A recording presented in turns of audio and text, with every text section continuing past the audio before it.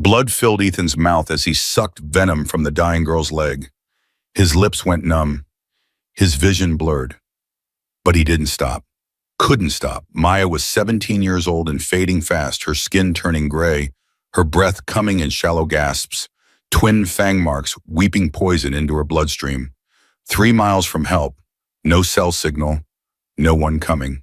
Then Ranger Holt's Glock pressed against Ethan's skull. "Drop her, you piece of trash." In the distance, a sound began to build. Thunder without clouds. The roar of hundreds of motorcycle engines. The Hells Angels were coming for their president's daughter. If you want to see how this homeless boy's desperate act of courage changed everything, subscribe to our channel and follow this story to the very end. Drop a comment telling us which city you're watching from. We love seeing how far our stories travel. Ethan Cole had learned that survival wasn't about strength or courage. It was about being invisible. At 17, he'd mastered the art of becoming a ghost in the Sonoran Desert wilderness near Sedona. He moved through the red rock canyons like smoke leaving no trace. His camp could be scattered in 30 seconds flat. His clothes were camouflage rags salvaged from a dumpster behind a hunting store 3 towns over. Even his scent was calculated. Weekly baths in cold streams, pine needles rubbed into his skin, never cooking anything that produced visible smoke. The morning everything changed began like any other. Ethan woke before dawn in his shelter, a concealed depression beneath a fallen juniper lined with desert brush and covered with a tarp weighted down by rocks. He lay motionless for 5 full minutes, listening. Bird calls, normal. Wind through the canyon, steady, no human sounds. He emerged carefully scanning the landscape with eyes trained to catch the smallest movement. His stomach growled, reminding him that yesterday's handful of prickly pear fruit wasn't enough. But food was secondary to safety. It always was. Ethan made his way to his water cache, plastic bottles hidden in 3 separate locations, and drank deeply. Then he checked his snare line, a series of simple traps set along rabbit runs in the deeper brush. 2 were empty. The third had caught a young jackrabbit. He dispatched it quickly, humanely, and thanked it silently the way his grandfather had taught him years ago before the car accident that killed his mother and left him with no one but Uncle Ray. Uncle Ray, who locked him in basements. Uncle Ray, who used belts and fists in words that cut deeper than either. Ethan shook the memory away and field-dressed the rabbit with a knife he kept religiously sharp. He was wrapping the meat in leaves when he heard voices on the lower trail. Ethan froze, every muscle locked. The voices grew louder. 2 men, heavy footsteps, careless. Through the scrub brush, he caught flashes of brown and green uniforms. Park rangers. His jaw tightened. Not just any rangers. He recognized one of those voices. Ranger Derek Holt. Ethan retreated silently into the undergrowth. He found a vantage point behind a thick cluster of manzanita and watched. Holt appeared first, broad-shouldered swagger of a man who believed the desert belonged to him. The other ranger was younger, maybe mid-20s, clearly uncomfortable. And between them, hands zip-tied behind his back, was old Pete. Ethan's chest constricted. Pete was another desert dust deer, a Vietnam veteran in his 60s who'd been living rough for over a decade, harmless, gentle even. He spent his days fishing in the creek beds and talking to the lizards. Ethan had shared food with him on occasion, though both men preferred solitude. "Please," Pete was saying, his voice tired and broken. "I wasn't hurting anybody. I was just trespassing." Holt interrupted, shoving Pete forward hard enough that the old man stumbled and nearly fell face first into the dirt. "Just breaking the law. Just making my park look like a homeless camp." "It's not your park," Pete said quietly. Holt's hands shot out. He grabbed Pete in his threadbare jacket and yanked him close. "What did you say to me?" The younger ranger shifted uncomfortably. "Holt, come on. We can just escort him out. Give him a warning." "Shut up, Roberts." Holt's voice went cold as desert night. "You're new here. You don't understand these people." He gestured at Pete with disgust. "They're like rats. Show them mercy, next thing you know, there's a whole colony of them stinking up the place. You have to make an example." He pulled Pete closer. Ethan saw the fear in the old man's eyes, the kind of fear that comes from knowing exactly how powerless you are. "You're going to jail, Pete. Maybe spend a few nights in county lockup. You'll learn to appreciate civilization." Holt smiled. It was the ugliest expression Ethan had ever seen. "And when you get out, if I catch you in my desert again, I'll make sure they throw away the key." Pete said nothing. His shoulders sagged in defeat. The fight had gone out of him completely. Ethan wanted to do something, wanted to leap out to fight to defend the only other person in this wilderness who understood what it meant to have nowhere else to go. But he was 17, barely 140 pounds soaking wet, and Holt was armed. Ethan had learned the hard way that heroes got hurt, or worse, they got caught. And if Ethan got caught, if he ended up in the system again, they'd send him back. Back to Uncle Ray's house. Back to the bruises and the hunger in the locked basement where he'd spent 3 days without food or water after talking back. He'd die before he went back. So Ethan did what he'd always done. He watched. He watched Holt drag old Pete away, memorizing every detail of the ranger's face, the cruel twist of his mouth, the pleasure he took in another person's suffering. Ethan fed his anger into a cold, controlled place deep in his chest, the place where he kept all the injustices he couldn't fix. Someday, he promised himself. Someday, people like Holt would get what they deserved, but not today. When the Rangers were gone, Ethan returned to his camp. He built a tiny smokeless fire using the Dakota firehole method, a technique that burned hot and clean and cooked the rabbit. He ate mechanically, tasting nothing. His mind kept replaying old Pete's defeated shoulders, the way the old man hadn't even tried to fight back. Because what was the point? Men like Holt always won. They had badges and guns and the weight of a system that didn't give a damn about people like Pete, people like Ethan. After he buried the bones and scattered the fire pit, Ethan made a decision. He needed to move deeper into the wilderness. Holt would be on patrol for days, energized by his latest catch. The deeper canyons were dangerous, more wildlife, rougher terrain, fewer escape routes if something went wrong. But they were safer than anywhere Holt might look. Ethan gathered his meager possessions, his knife, his water bottles, a length of paracord, a fire starter, a tarp. Everything fit in a small backpack he'd found in a donation bin. He was traveling light, the way he liked it. By noon, Ethan had made his way into the canyon country on the eastern edge of the wilderness area. This was technical terrain, steep red rock slopes and loose scree cut through with narrow ravines where flash floods had carved channels through ancient stone. Most hikers avoided this area. Too difficult, too remote, too easy to get hurt with no one around to help. Perfect for him. Ethan found a spot where a rockfall had created a natural shelter. He was scouting for water sources when he heard it. A scream, high-pitched, terrified, and very, very human. It came from somewhere in the canyon below, echoing off the stone walls in a way that made it impossible to pinpoint exactly. But Ethan had spent enough time in these canyons to triangulate sound. Southwest, maybe half a mile. Every instinct screamed at him to ignore it. Getting involved with other people meant questions. Questions meant attention. Attention meant risk. It meant being seen. But the scream came again. And this time Ethan heard the raw terror in it. Not anger, not surprise. Pure primal fear. The kind of fear he'd felt locked in Uncle Ray's basement, pounding on the door, until his fists bled, begging to be let out. The kind of fear that meant someone was dying. Ethan thought of old Pete's defeated shoulders.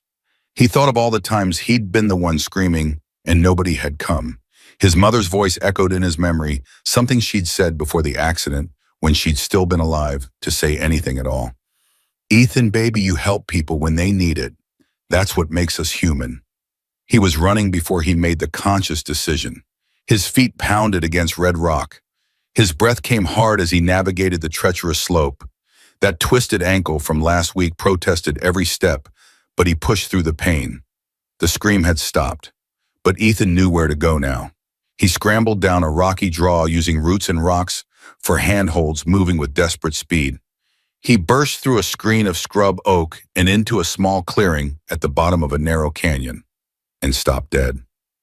A girl lay in the dirt, maybe his age, wearing expensive hiking boots and athletic gear that probably cost more than everything Ethan owned combined.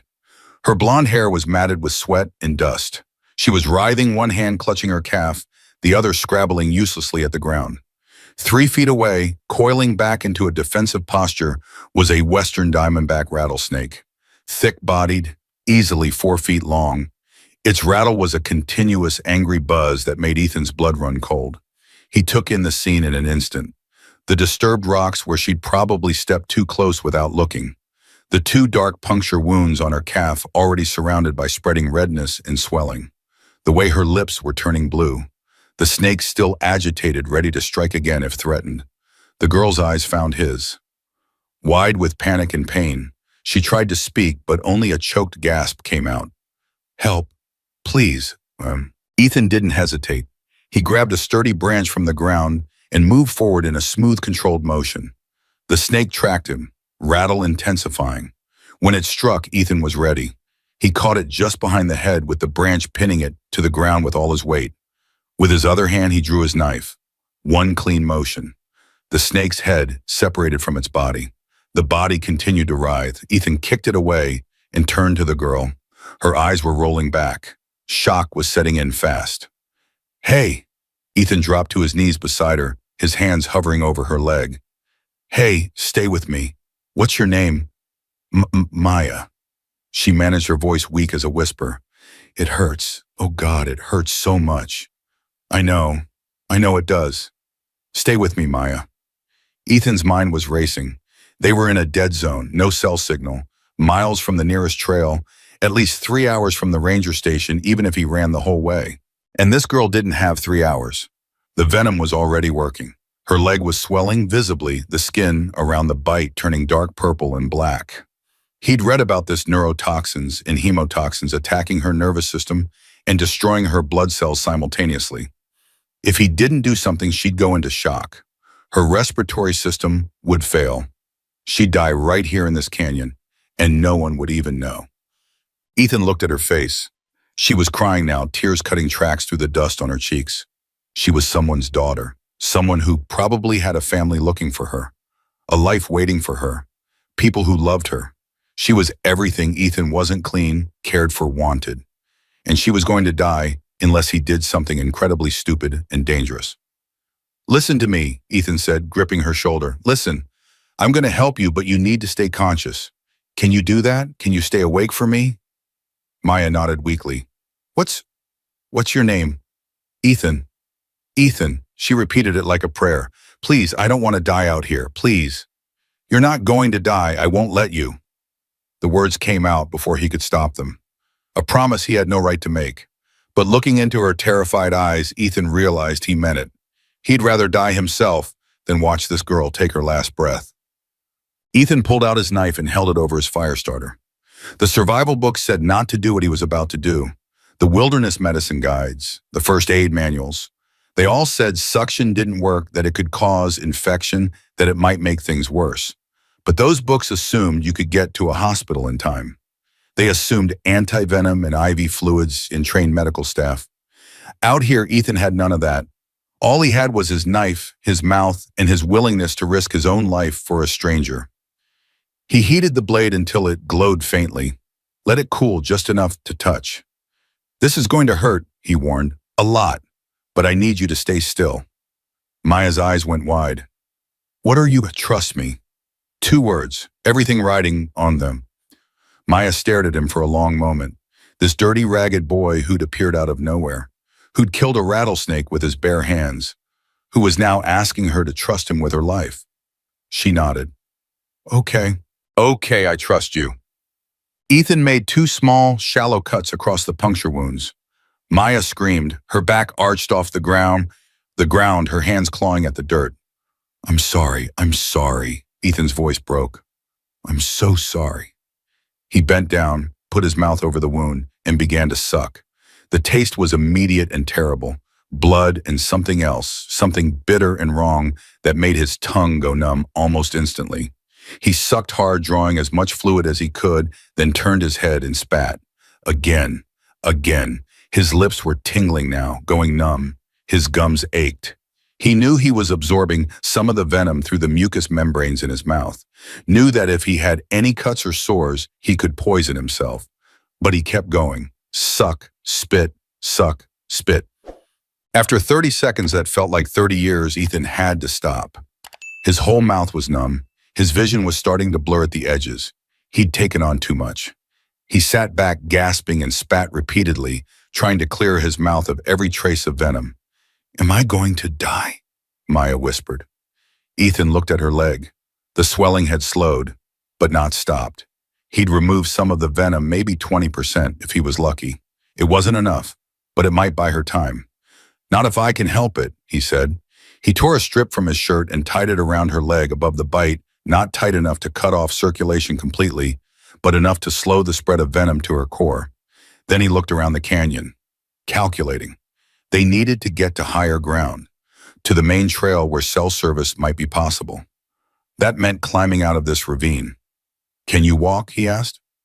Maya tried to stand. She got halfway up before her leg buckled and she collapsed with a cry of pain.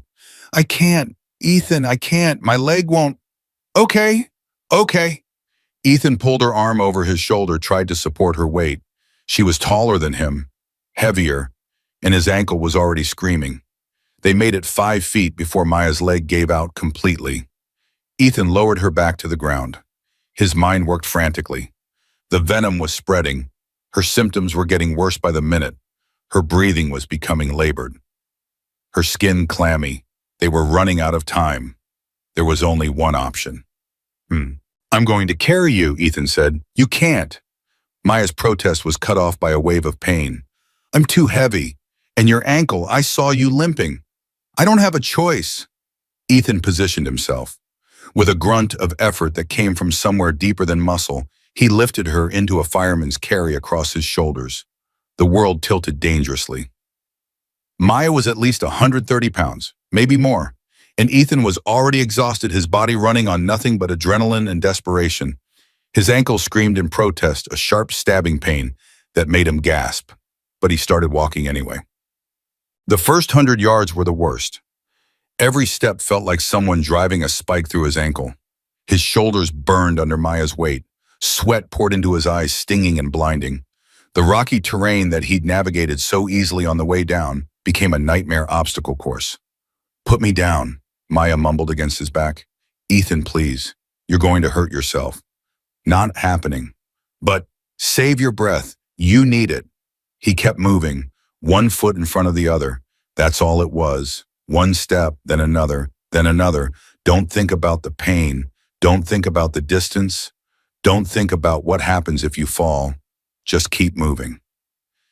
"Talk to me," Ethan gasped after they'd covered maybe a quarter mile. "Stay awake. Talk. About what? Anything. Everything. Tell me about your family." Maya was quiet for a moment. When she spoke, her voice was dreamy, distant. "My dad, he's going to kill me for hiking alone." "Sounds like a smart guy." "He's overprotective, but I love him." She paused. "He runs a motorcycle club, the Hells Angels." Ethan almost stumbled. Hells Angels. He'd heard of them. Everyone had. One of the most notorious motorcycle clubs in America. And he was currently carrying their president's daughter through the Arizona wilderness. "He's not what people think," Maya continued, her words starting to slur. "He's actually really sweet. Loves old movies. Cries at dog commercials." Despite everything, Ethan felt his lips twitch. "Sounds terrifying." "He is. To everyone else." Maya's hand found his shoulder, gripped weakly. "Ethan, if I don't make it, you are going to make it." "But if I don't, tell him I'm sorry. Tell him I love him. Tell him—" "You're going to tell him yourself," Ethan cut her off, "because you're not dying today, not on my watch. You hear me?" Maya didn't respond. Maya. Her grip on his shoulder had gone slack. Ethan's heart stopped. He lowered her to the ground as gently as his shaking arms would allow. She wasn't breathing. Her chest wasn't moving. No, Maya. He tilted her head back, cleared her airway, started CPR compressions, hard, fast, the way he'd learned from a Red Cross pamphlet he'd found in a library trash can 3 years ago. Come on, Maya. Don't do this. Don't you dare do this." 1, 2, 3, 4, Ishaya. Breathe, his lips on hers, pushing air into her lungs. More compressions. Come on. 10 seconds. 20, 30, nothing. Breathe, Ethan screamed, and Maya gasped. Her eyes flew open, wild, confused, terrified.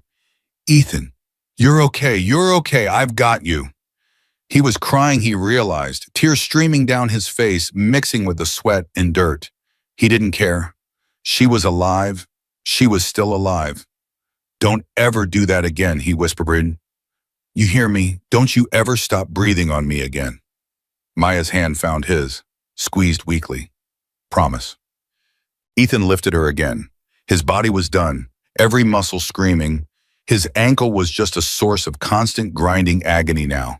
But he kept moving, one step, then another, then another. The canyon walls rose around them. The trail was somewhere above, had to be close now. Had to be. Keep talking, Ethan gasped. Tell me more about your dad. He's going to love you, Maya murmured. When he finds out what you did, he's going to love you. Let's focus on getting you to a hospital first. No, really, you don't understand. Her voice was fading again. The club, we take care of our own. And after this, you're one of us, whether you like it or not. Ethan didn't know what to say to that. He'd been alone for so long that the concept of belonging to something, to anything, felt like a language he'd forgotten how to speak. But he filed the words away anyway.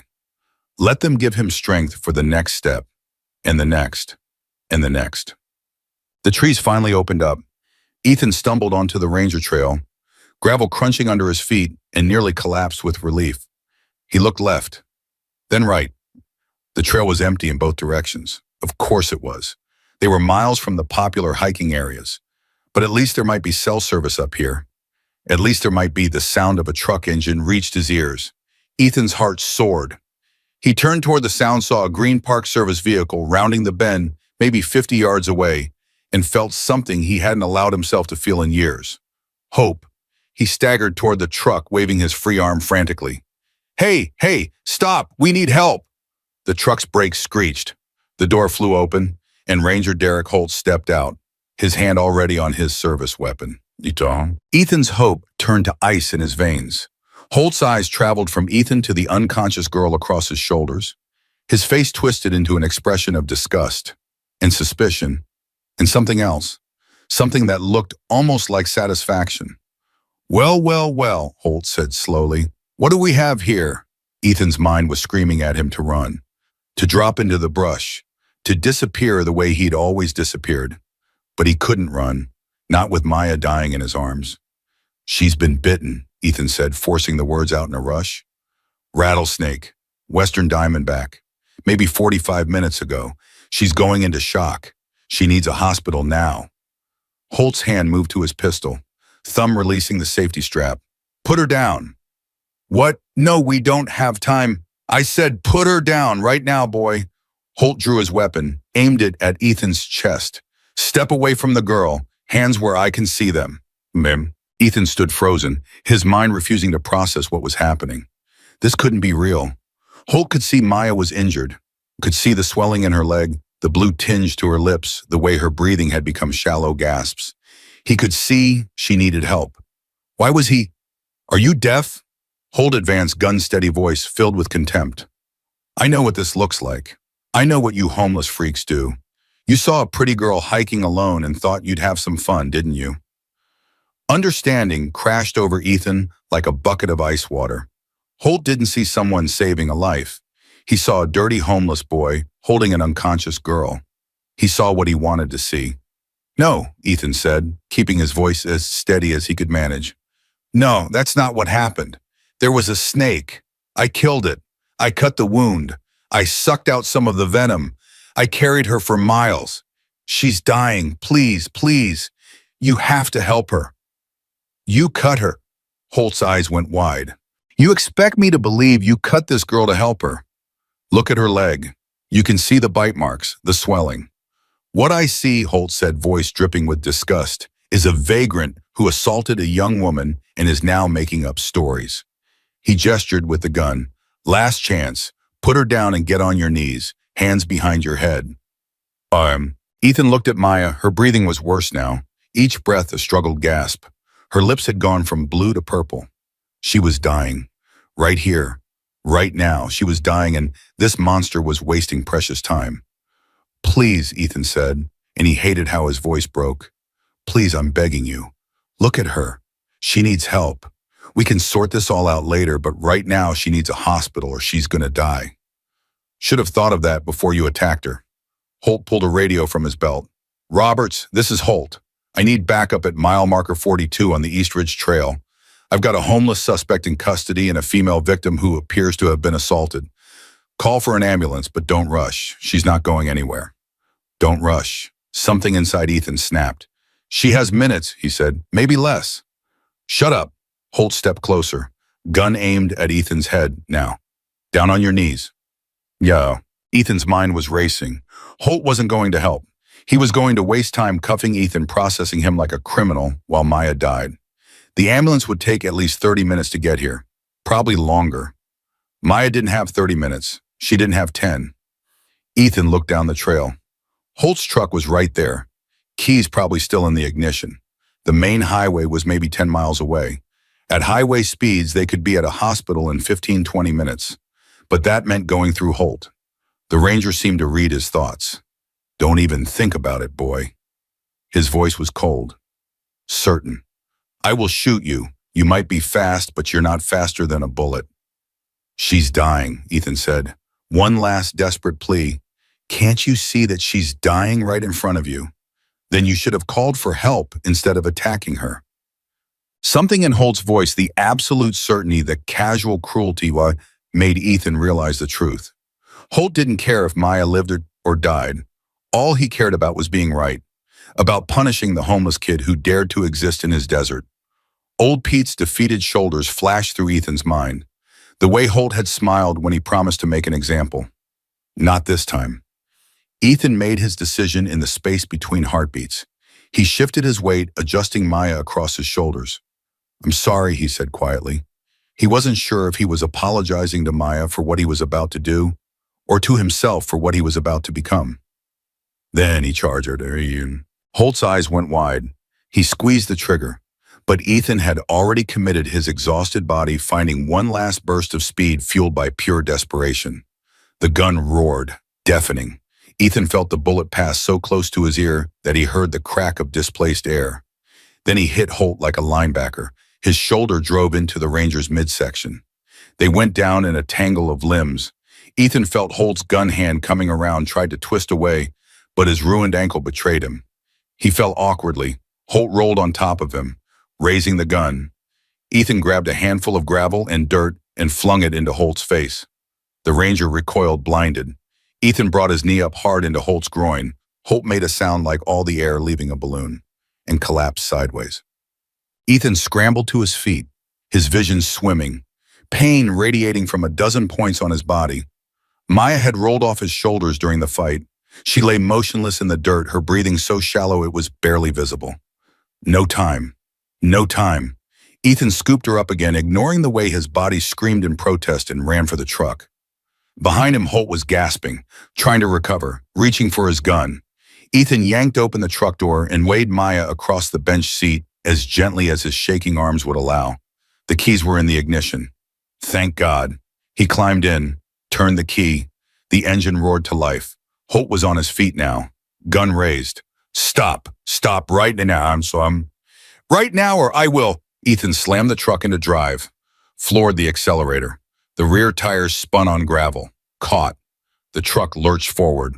In the rearview mirror, Ethan saw Holt running after them, heard the crack of another gunshot. The back window exploded, showering them with safety glass. Then they were around the bend, and Holt was gone. Ethan gripped the steering wheel with white-knuckled hands, his foot heavy on the gas. The truck bounced and swayed on the rough trail, and he had to fight to keep it under control. His vision kept trying to blur at the edges, exhaustion and dehydration, and possibly mild venom poisoning all catching up to him at once. But he couldn't stop. Not yet. Hang on, Maya, he said, though he wasn't sure she could hear him anymore. Just hang on a little longer. We're almost there. He had no idea if that was true. He'd never driven this road before, had no idea how far it was to the highway. All he could do was keep his foot down and pray that help was closer than it seemed. The minutes stretched like hours. The trail wound through the desert, each curve a potential disaster at the speed Ethan was driving. Twice he nearly lost control on loose gravel. Once he clipped a tree branch that left a deep scratch along the passenger side. But gradually the trail began to widen. The surface improved from rough gravel to maintained dirt to finally asphalt. And then he saw it, the main highway, a ribbon of gray cutting through the red desert landscape. Ethan didn't slow down. He hit the highway at 40 miles per hour, the truck's tires screaming as he made the turn. A car, coming from the opposite direction, blared its horn and swerved. Ethan didn't care. He accelerated. 60, 70, 80. He had no idea which direction led to the nearest hospital. So he just kept going, kept moving. And then he saw them. The wall of motorcycles appeared so suddenly that Ethan almost didn't react in time. They were stretched across both lanes of the highway. Dozens of them, no hundreds. All black leather and chrome. Engines rumbling like thunder. Ethan slammed on the brakes. The truck's tires screamed. They skidded to a stop maybe 20 feet from the blockade. For a moment, everything was silent. Just the rumble of hundreds of motorcycle engines, and Ethan's own heartbeat pounding in his ears. Then the riders began to dismount. Jim. Ethan's hands were still locked on the steering wheel, knuckles white, whole body shaking.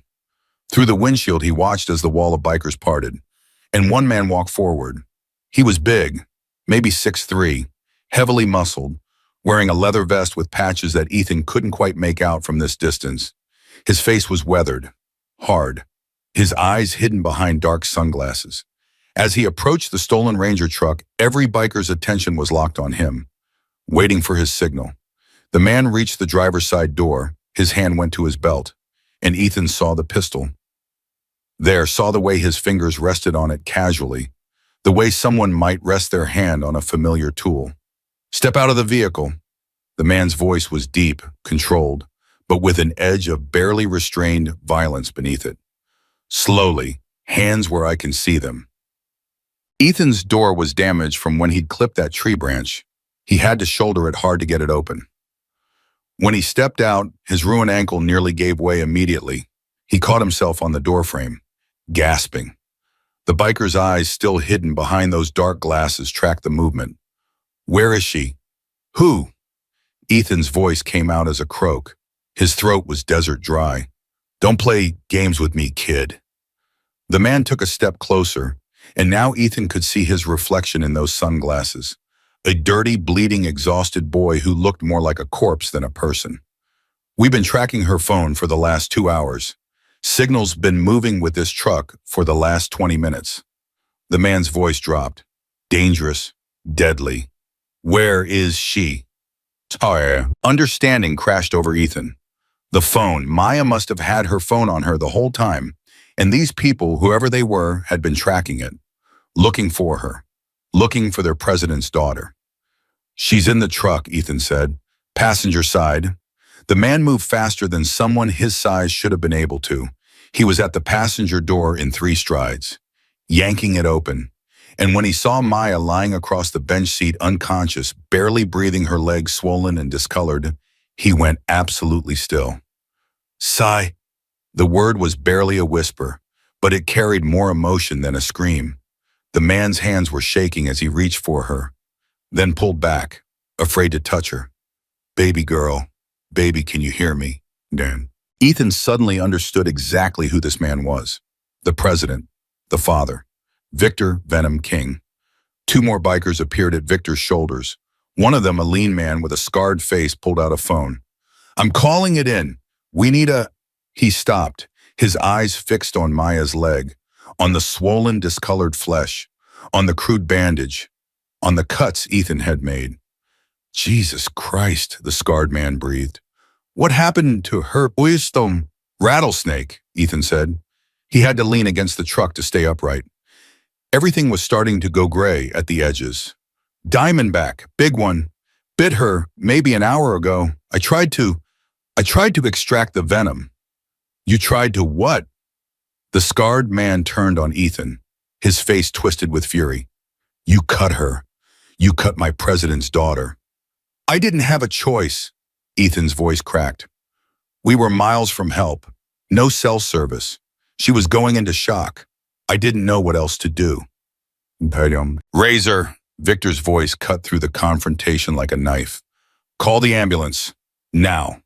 The scarred man, Razor, hesitated, still glaring at Ethan. Now.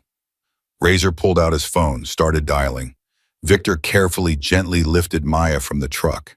She stirred slightly, her eyes fluttering. Dad. I'm here, baby. I'm here. You're going to be okay. The boy, Maya mumbled, her words slurred. Ethan, he saved me. He carried me for miles. Victor's eyes found Ethan over Maya's head.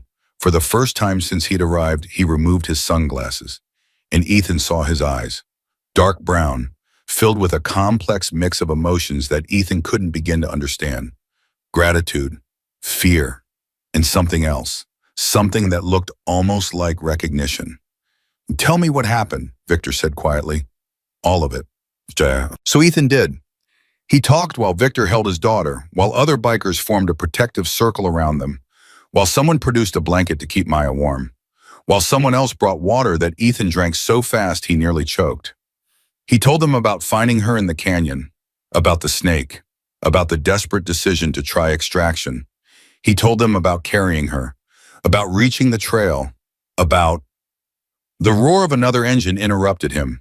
A second Park Service truck came around the bend, moving fast. It skidded to a stop behind the stolen one, and Ranger Derek Holt stepped out, his uniform disheveled, his face bruised where Ethan had hit him. His eyes went wide when he saw the assembled bikers, but he'd committed to his course of action and was too arrogant to back down. Thank God, Holt said, reaching for his radio. I need to report. You need to shut your mouth. Victor's voice was quiet, deadly. For I shut it for you. Narbaham. Holt blinked. Excuse me, do you know who I am? I'm a law enforcement officer and I have a suspect in custody. You have nothing. Victor stepping forward, still holding Maya in his arms. What you have is about 5 seconds to explain to me why my daughter's rescuer was driving a stolen Park Service vehicle with a bullet hole in the window. Holt's face went through several shades of red. That boy assaulted me. He stole my vehicle. He was holding your daughter against her will. He was saving her life. Victor's voice dropped even lower, almost gentle, which somehow made it more terrifying, while you pointed a gun at him. That's not. Holt was backing away now, finally reading the danger. She's delirious from the venom. She doesn't know what she's saying. Victor handed Maya carefully to Razor, then stood and walked toward Holt. Every biker in the vicinity went silent, watching, waiting. You know what I hate, Victor said conversationally. I hate snakes, always have. Nasty, sneaky things. They hide in the darkness and bite without warning. He took another step. My daughter nearly died because of a snake today. Holt's hand went to his gun. 50 bikers moved in response, hands going to their own weapons. Holt froze. But you know what I hate more than snakes? Victor's voice went cold. I hate men who hide behind badges to hurt people. Men who see a kid trying to save a life and decide to make it about their own ego. Men who would let a 17-year-old girl die because they're too proud to admit they might be wrong. In the distance, Ethan could hear sirens. The ambulance Razor had called. Getting closer. You're going to stand right there, Victor said to Holt, and you're going to watch while the EMTs work on my daughter. And when they're done, when they've confirmed she's going to live, he leaned close enough to whisper, you and I are going to have a very serious conversation about your future. Holt's mouth opened, closed. No sound came out. The ambulance arrived in a screech of tires and flashing lights. Paramedics poured out. Razor quickly briefed them on Maya's condition. Within seconds, they had her on a stretcher.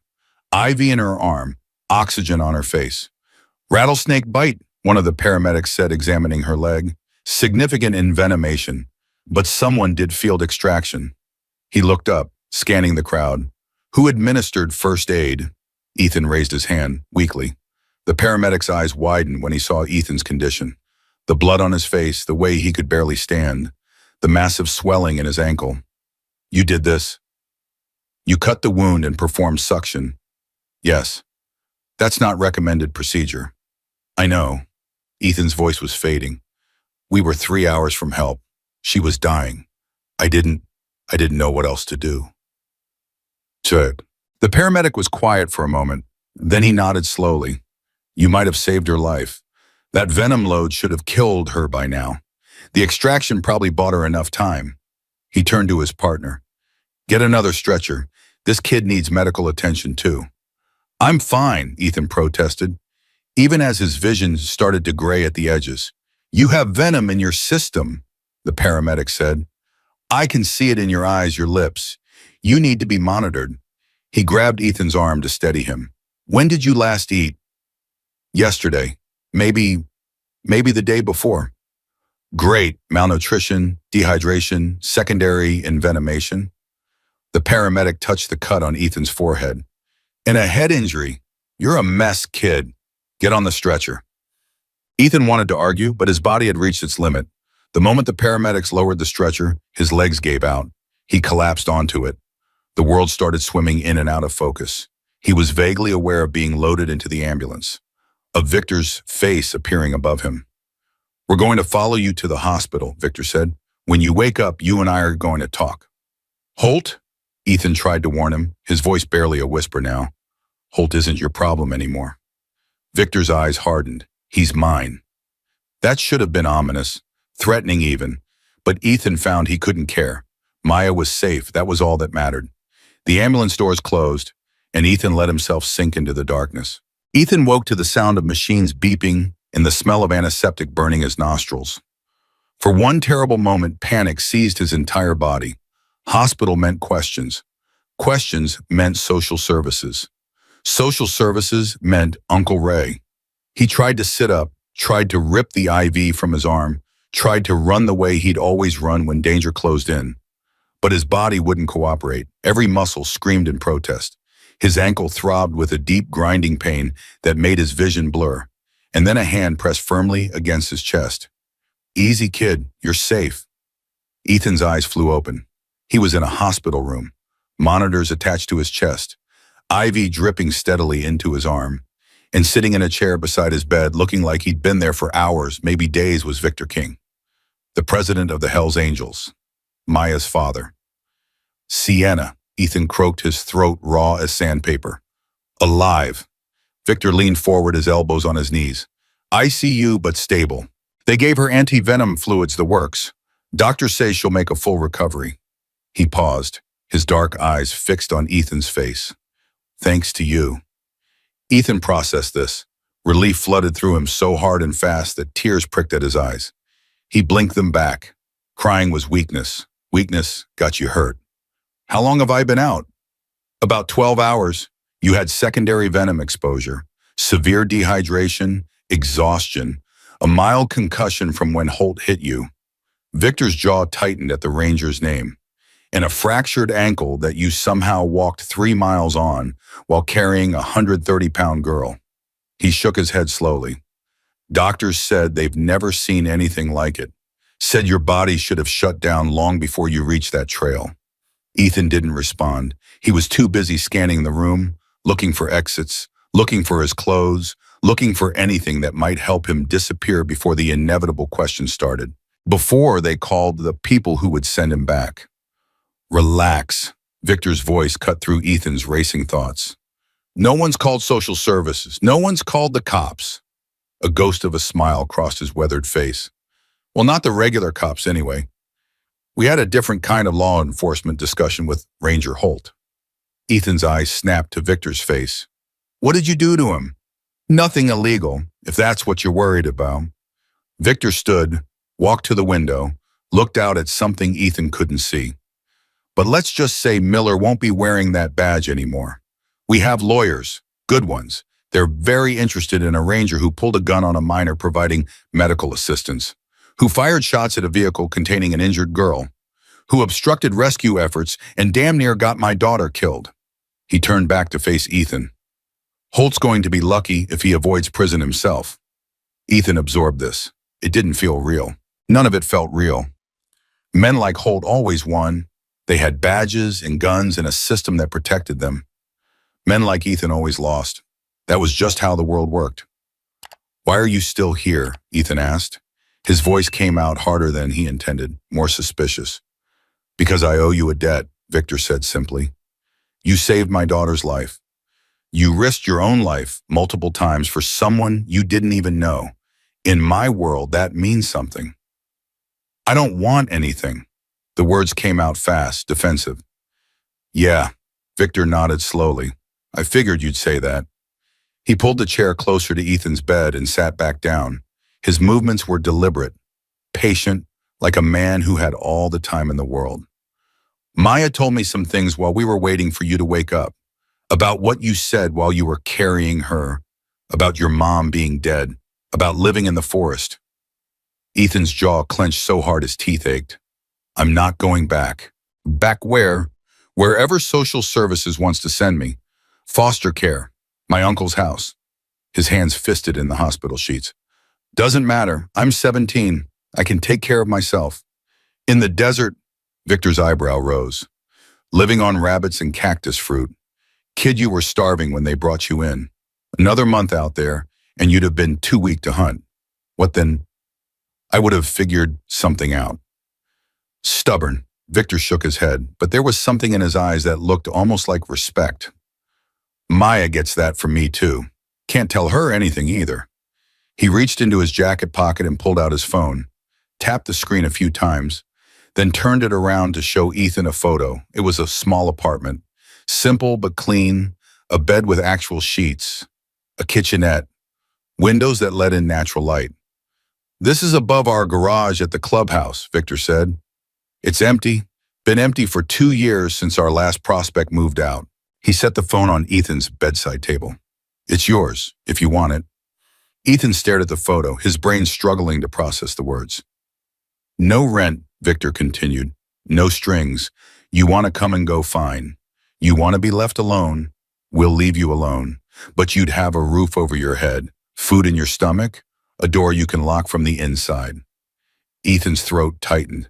A door you can lock from the inside, such a small thing, such an impossibly huge thing. There's more. Victor leaned forward. We own a motorcycle shop, legitimate business.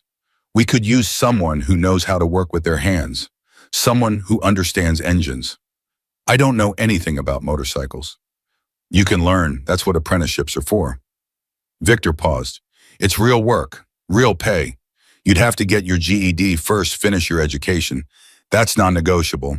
But after that, if you wanted to learn the trade, he let the offer hang in the air.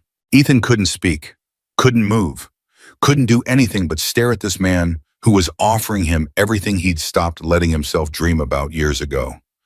Why, he finally managed. Why would you do this for me? Victor was quiet for a long moment. When he spoke, his voice was rougher than before. Because Maya was right about one thing. I am overprotective. I see danger everywhere. I've spent 17 years trying to keep her safe from the world. He looked down at his hands. Big hands, scarred hands, hands that had probably done things Ethan didn't want to know about. And when she finally faced real danger, when she really needed help, it wasn't me who saved her. It wasn't my guys or my connections or my money. He looked up, met Ethan's eyes. It was a homeless kid with nothing, a kid who gave everything he had for a stranger. Victor stood, walked to the door, then stopped, his hand on the frame. You showed me something yesterday, Ethan. You showed me that character isn't about what you have. It's about what you do when it counts. He turned back. My daughter's alive because you have more character in your little finger than most men have in their whole body. The words hit Ethan like a physical blow. No one had ever said anything like that to him. Not ever. The Hell's Angels take care of their own, Victor said quietly. And as of yesterday, whether you accept my offer or not, you're one of ours. You need something, anything, you call me. Understood. Ethan felt something crack in his chest, some wall he'd built up over years of being alone, being unwanted, being invisible. I don't know how to be around people, he heard himself say. I've been alone so long. I don't know how to. That's okay. Victor's voice was gentle, gentler than Ethan had ever heard from a man who looked like he could kill someone with his bare hands. We'll teach you. He pulled a card from his pocket and set it on Ethan's bedside table, next to the phone with the photo still glowing on its screen. "That's my number. Call me when you're released. I'll come get you. Show you the apartment." He opened the door. No pressure. Just think about it. And then he was gone. Ethan lay in the quiet hospital room, staring at the card, staring at the phone. Outside, he could hear motorcycles starting up, the rumble of engines fading as the Hells Angels finally left. For the first time in years, maybe ever, Ethan let himself imagine something other than just surviving. He imagined a bed that wasn't made of desert brush, food that wasn't scavenged, work that meant something, people who might actually care if he lived or died. He imagined a future. It was terrifying. It was also the most beautiful thing he had ever seen. 2 days later, Ethan stood in front of a 3-story building on the outskirts of the city, Victor beside him. His fractured ankle was wrapped in a walking boot. His body still ached from everything it had been through. But he was standing. He was here. The sign out front read, "Hells Angels MC," in bold black letters. The parking lot was full of motorcycles, all black and chrome, all immaculate. "Ready?" Victor asked. Ethan wasn't sure he'd ever be ready, but he nodded anyway. The clubhouse was exactly what he'd expected and nothing like it at the same time. Yes, there was leather and tattoos and the rumble of rough voices. Men who looked like they could break someone in half without trying.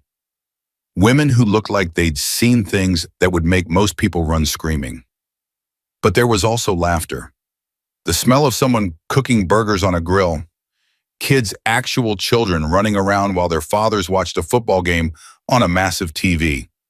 A woman with gray streaked hair handed Ethan a plate of food without being asked. "You're too skinny," she said. "Eat." Then she walked away before he could thank her. "That's Mama Rose," Victor said, following Ethan's confused gaze. "She feeds everyone. Don't try to argue with her. You won't win." They walked through the main room where conversation stopped and heads turned to watch them pass. Ethan felt the weight of those stares, felt the judgment, felt the curiosity, but no one said anything hostile. A few men nodded at him. One woman smiled. They climbed a set of external stairs to the apartment above the garage. Victor unlocked the door and stepped aside. "Go on." Ethan walked in. The space was small but perfect. One room with a kitchenette, a bathroom, and large windows that let in afternoon light. The bed was made with clean sheets. The fridge hummed quietly. Someone had even left clothes in the small closet, all in roughly Ethan's size. "Maya picked out the clothes," Victor said, following Ethan's gaze. "She's still in the hospital, but she's being released tomorrow. She wanted to thank you herself." "She doesn't need to thank me." "Try telling her that." Victor's mouth twitched. "She's as stubborn as her old man." He walked to the window, looked down at the clubhouse below. "I should tell you something. The guys downstairs, they know what you did. They know you saved my daughter, but that's going to cause some complications." Ethan tensed. "What kind of complications?" "The respectful kind, the annoying kind." Victor turned back to face him. "You're 17, no family, no home. Legally, I can't just adopt you. It doesn't work like that. But in the club, you're already family. Some of the guys are going to want to treat you like a prospect, teach you the ropes. Others are going to want to protect you because you're young. It's going to be a lot." Ethan thought about the desert, about the isolation, about being invisible. "I can handle a lot." Victor smiled. It transformed his whole face, made him look almost kind. "Yeah, I think you can." Over the next few weeks, Ethan discovered what it meant to be part of the Hells Angels. It meant Razor, the scarred man, who'd been ready to kill Ethan on that highway, teaching him how to rebuild a carburetor at the shop. "You got good hands," Razor said on the third day watching Ethan work. "Steady. Most kids your age can't focus for 5 minutes. You've been at this for 3 hours." "I'm used to working with my hands." "Survival stuff." Ethan nodded. "Show me." So Ethan showed him the fire starter techniques, the water purification methods, the snare designs he'd perfected over months of trial and error. Razor watched with growing respect. "Damn, kid, you could teach our guys a thing or two. I doubt they need to know how to catch rabbits. You'd be surprised." Razor handed him a wrench. "Lot of us came from nothing too. Different kinds of nothing, but nothing and all the same. That's why we became brothers. Because the world didn't give us a family, so we made our own. Ethan didn't know what to say to that, so he just kept working. Being part of the Hells Angels meant Sunday dinners where 20 bikers and their families crowded around picnic tables in the clubhouse yard. It meant Mama Rose piling food on his plate until he thought he'd burst. It meant nobody asking where he'd come from or why he flinched when someone raised their voice.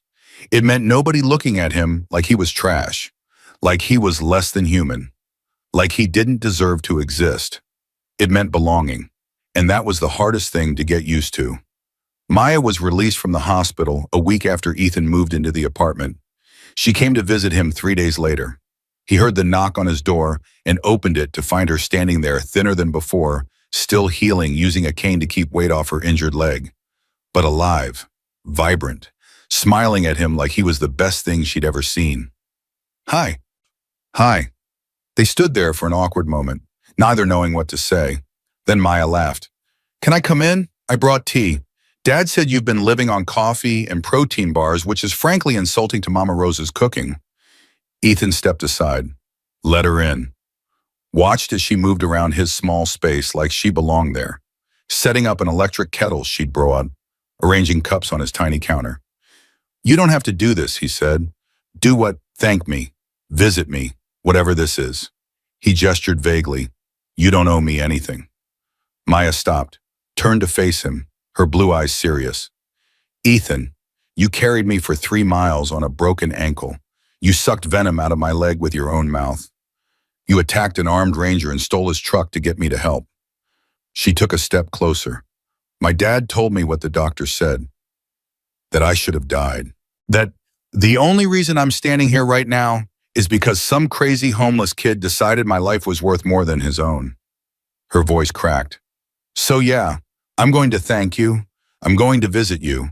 I'm going to bring you tea and make sure you're eating actual food." She wiped at her eyes. "And if you try to stop me, I'll just tell my dad, and then you'll have the entire Hells Angels MC forcing nutrition down your throat." Ethan stared at her. This girl who'd almost died in his arms. This girl who was threatening him with motorcycle gang intervention if he didn't accept her kindness. He felt something loosen in his chest, some knot he hadn't even known was there. "Okay," he said quietly. "Okay. Okay, you can bring me tea." Maya's face split into a grin. "Good. Now sit down and tell me everything. Dad gave me the Cliff Notes version, but I want to hear it from you. All of it." So Ethan sat, and for the first time in years, he talked, really talked. About the forest, about Uncle Ray, about his mother and the accident, and the years of hiding and running and being invisible. Maya listened. She didn't interrupt, didn't judge, didn't look at him with pity or disgust. When he finished, she was quiet for a long moment. Then she reached across the small table and took his hand. "I'm going to be more careful," she said, "when I go back to hiking, but I'm not going to stop. Dad wants to wrap me in bubble wrap, but I can't live it like that. Just maybe don't hike alone in rattlesnake country anymore." She laughed. "Deal." Her hand squeezed his. "And Ethan, thank you, not just for saving my life, for trusting me, for telling me your story." Her eyes were bright with tears. "You're not invisible anymore. You know that, right? You're not alone." Ethan's throat was too tight to speak, so he just nodded and let himself believe for the first time that it might actually be true. A month later, Ethan was officially enrolled in a GED program at the local community center. Razor drove him there every morning on his way to the shop. "Education matters," Razor said when Ethan tried to protest. "I didn't get mine until I was 30. Wish I'd done it sooner." "You have a associate's degree, actually, business administration." Razor grinned at Ethan's shocked expression. "What, you think we're all idiots? The club runs legitimate businesses, kid. Someone's got to understand profit margins and tax codes." The GED program was harder than Ethan expected. Not because the material was difficult. He'd always been smart, had taught himself from library books during the years he was hiding. But because being around people was exhausting. The other students looked at him strangely at first. This quiet kid with the intense eyes and the clothes that didn't quite fit right. But Ethan kept his head down, did his work. And slowly, gradually, they stopped staring. 2 months after he started, he passed his test. The instructor handed him his certificate with a smile. "Congratulations, Ethan. What's next?" Ethan thought about the shop, about Razor's patient teaching, about the satisfaction of fixing something with his own hands. "I'm going to be a mechanic." "Good choice. The world always needs people who can fix things." That night, the club threw him a party. Nothing huge, just burgers and beers and too many people clapping him on the back. But Victor stood up, raised his glass. "To Ethan," he said, "who came to us with nothing and already proved he's got more guts than half the men I know." "Ethan," the crowd echoed. And Ethan stood there surrounded by people who'd been strangers 2 months ago and felt something he'd forgotten he could feel. He felt proud of himself for the first time in his life. He started working full-time at the motorcycle shop the next week. Victor was true to his word. Good pay, real work, no charity. Ethan showed up early and left late. He asked questions constantly. He made mistakes and learned from them. And gradually the other mechanics stopped treating him like the boss's charity case and started treating him like one of them. "You're good at this," a mechanic named Bull told him after Ethan successfully rebuilt his first transmission. "Really good, natural feel for it." "Thanks." "Don't thank me, thank your hands." Bull clapped him on the shoulder. "Some guys spend years trying to develop the touch you've already got. Don't waste it." Ethan didn't intend to. 6 months after the snake bite, Ethan approached Victor with an idea. They were in Victor's office at the clubhouse. Late evening. Most of the club had gone home. "I want to do something," Ethan said, "about the homeless people in the park." Victor looked up from the paperwork on his desk. "What kind of something? Holt's gone, but there are others like him. And there are people like old Pete who just need a hand. I thought maybe—" Ethan hesitated. "Maybe the club could help. Not charity, but MUPS, training, a way out." Victor leaned back in his chair, studied Ethan for a long moment. "You've been thinking about this for a while." "Since I got here." Ethan's hands clenched.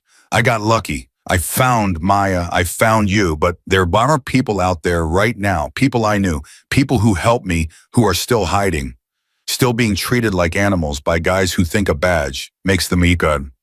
His voice hardened. "I want to change that. I want to give them what you gave me. A chance." Victor was quiet.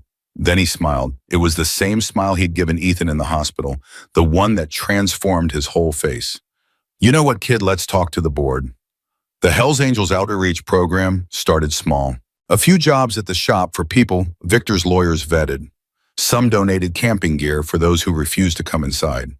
A weekly food distribution at the edge of the wilderness area. But word spread. Within 6 months, they'd helped 15 people transition from homelessness to stable housing. Within a year, it was 30. And Ethan, the invisible boy who'd carried a stranger through the desert, became the face of the program. The news picked it up eventually. Local stations at first, then regional. Former homeless teen partners with motorcycle club to help others. The headlines read, "They always got it slightly wrong, called him a troubled youth or a runaway, made the Hells Angels sound like a charity organization instead of what they actually were there." But the attention brought donations, brought volunteers, brought more resources for the people who needed them. And Ethan didn't care what the news said about him as long as the program kept growing. The first anniversary of Maya's snakebite fell on a Saturday. The club threw a party. Bigger than Ethan's GDD celebration. Bigger than anything Ethan had ever seen. Maya was there healthy and strong, already planning to study wildlife management in college. "I want to understand them," she told Ethan, gesturing at the desert landscape visible from the clubhouse windows. "The snakes, the ecosystems, all of it. Maybe figure out ways to prevent what happened to me from happening to someone else. That's a good goal. It's your fault, you know." She bumped his shoulder with hers. "You and your damn heroics made me want to be better." "I just did what anyone would have done." Maya laughed. "Ethan, you sucked venom out of a stranger's leg with your mouth. That is not what anyone would have done. That's what a crazy person would have done." "Then I guess I'm crazy. The best kind of crazy." Victor made a speech that night about family and loyalty and second chances, about the kid who'd come out of nowhere and reminded all of them what the club was really supposed to be about. Not just brotherhood, Victor said, his voice carrying across the crowded room. But service, purpose, using what we have to help people who have nothing. He raised his glass toward Ethan. To the kid who taught a bunch of old bikers how to be better men. The room erupted in cheers, and Ethan stood there wearing his prospect-cut the leather vest that marked him as one step away from full membership in the Hells Angels, and felt something he'd never expected to feel again. He felt home. Later that night, after most of the guests had left, Ethan sat with Victor on the back deck of the clubhouse.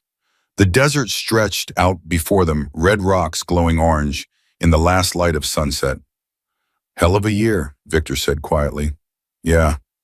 You've done good, kid, really good. The program, the shop, all of it." Victor took a long drink from his beer. "Your mom would be proud." Ethan's chest tightened. "You think so?" "I know so." Victor looked at him. "Maya told me what you said about her, that she always wanted you to help people. That's what you're doing now. Every person that program reaches, that's her legacy. Your legacy." Ethan stared out at the desert.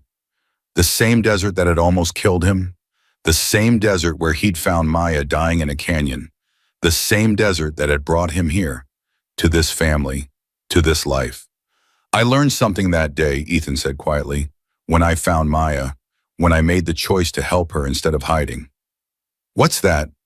"That sometimes the biggest danger isn't what you face.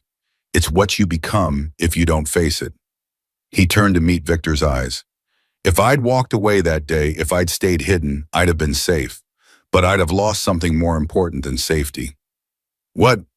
"Myself, though." Victor nodded slowly. "That's the thing about Venom, kid. It doesn't just poison your body. It tests your character. Shows you who you really are when everything's on the line." He raised his beer bottle. "To Venom and Valor." Ethan clinked his bottle against Victor's. "To family." "To family," Victor agreed. And in that moment, watching the sun paint the sky in shades of gold and crimson, Ethan understood something he'd never understood before. He'd started that day in the canyon trying to save Maya's life. But somewhere along the way, she'd saved his too. The difference between Venom and Valor wasn't about the poison in your veins. It was about what you chose to do while it was there. And Ethan had chosen. He'd chosen courage over fear, connection over isolation, family over invisibility, and he'd never go back to being a ghost again. The trouble started 3 weeks after the anniversary party. Ethan was at the shop, elbow deep in a Harley transmission, when Razor walked in with a face like thunder. "We got a problem." Ethan wiped his hands on a rag. "What kind of problem?" "The kind that wears a badge." Razor threw a newspaper onto the workbench. The headline made Ethan's blood run cold. "Former Ranger claims wrongful termination, sues Hells Angels, MC for defamation." Derek Holt's face stared up from the page.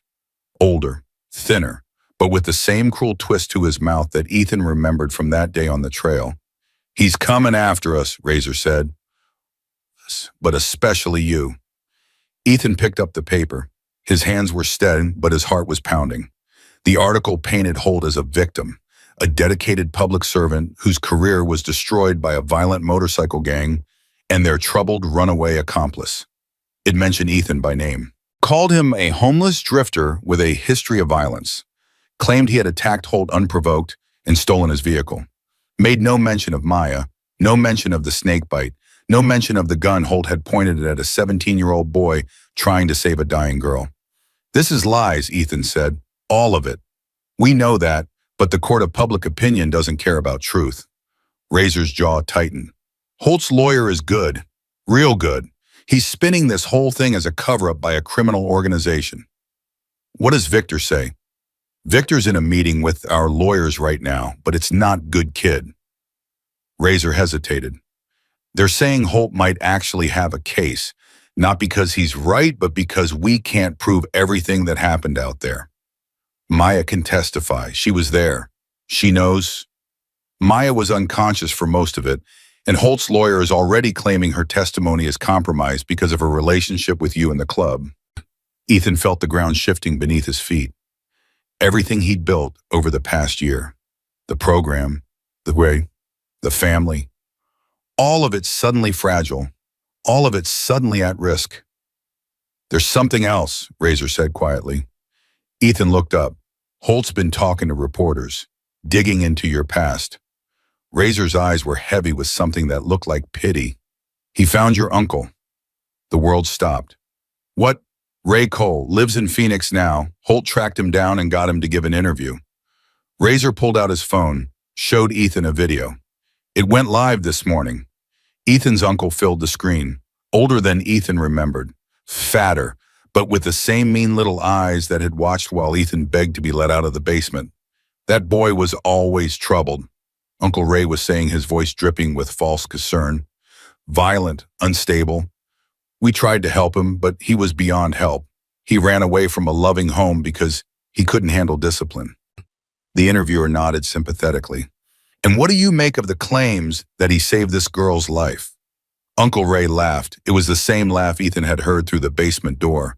The laugh that came before the worst beatings. Ethan doesn't save people. He uses them. He's a manipulator. A liar. Always has been. The video kept playing, but Ethan couldn't hear it anymore. There was a roaring in his ears, a red haze at the edges of his vision. His hands were shaking. Kid, Razor's voice cut through the fog. Kid, look at me. Ethan looked up. Don't let him win. You hear me? That's what he wants. He wants you to lose control, to prove him right. He locked me in a basement, Ethan heard himself say, for days at a time. No food, no water, no light. I know. He beat me until I couldn't walk. I know. And now he's on TV calling me a liar.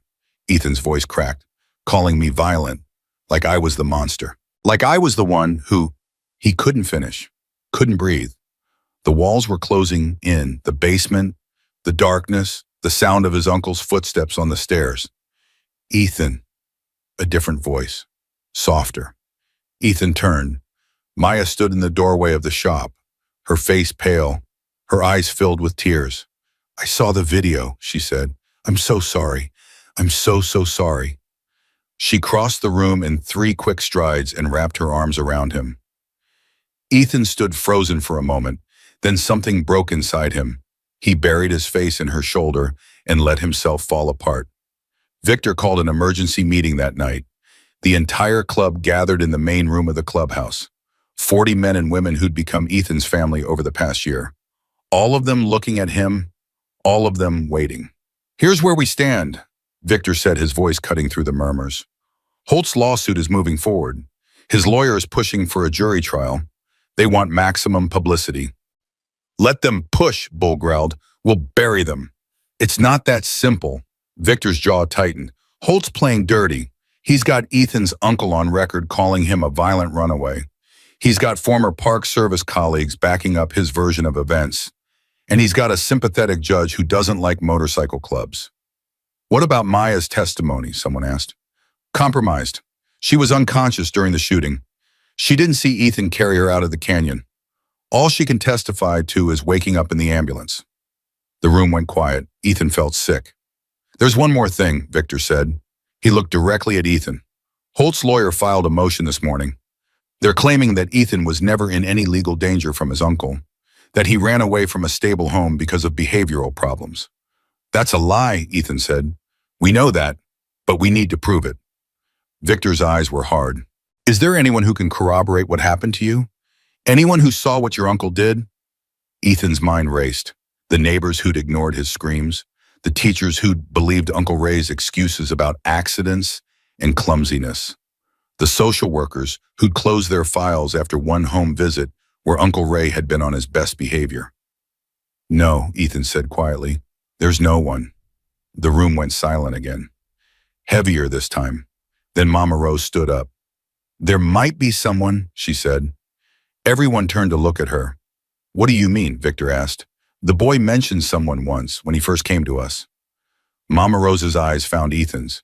You talked about a man in the forest, an old veteran. Pete, I think, you called him? Ethan's heart stopped. Old Pete, the Vietnam vet who'd been living rough in the wilderness. The one Holt had arrested that morning right before Ethan found Maya.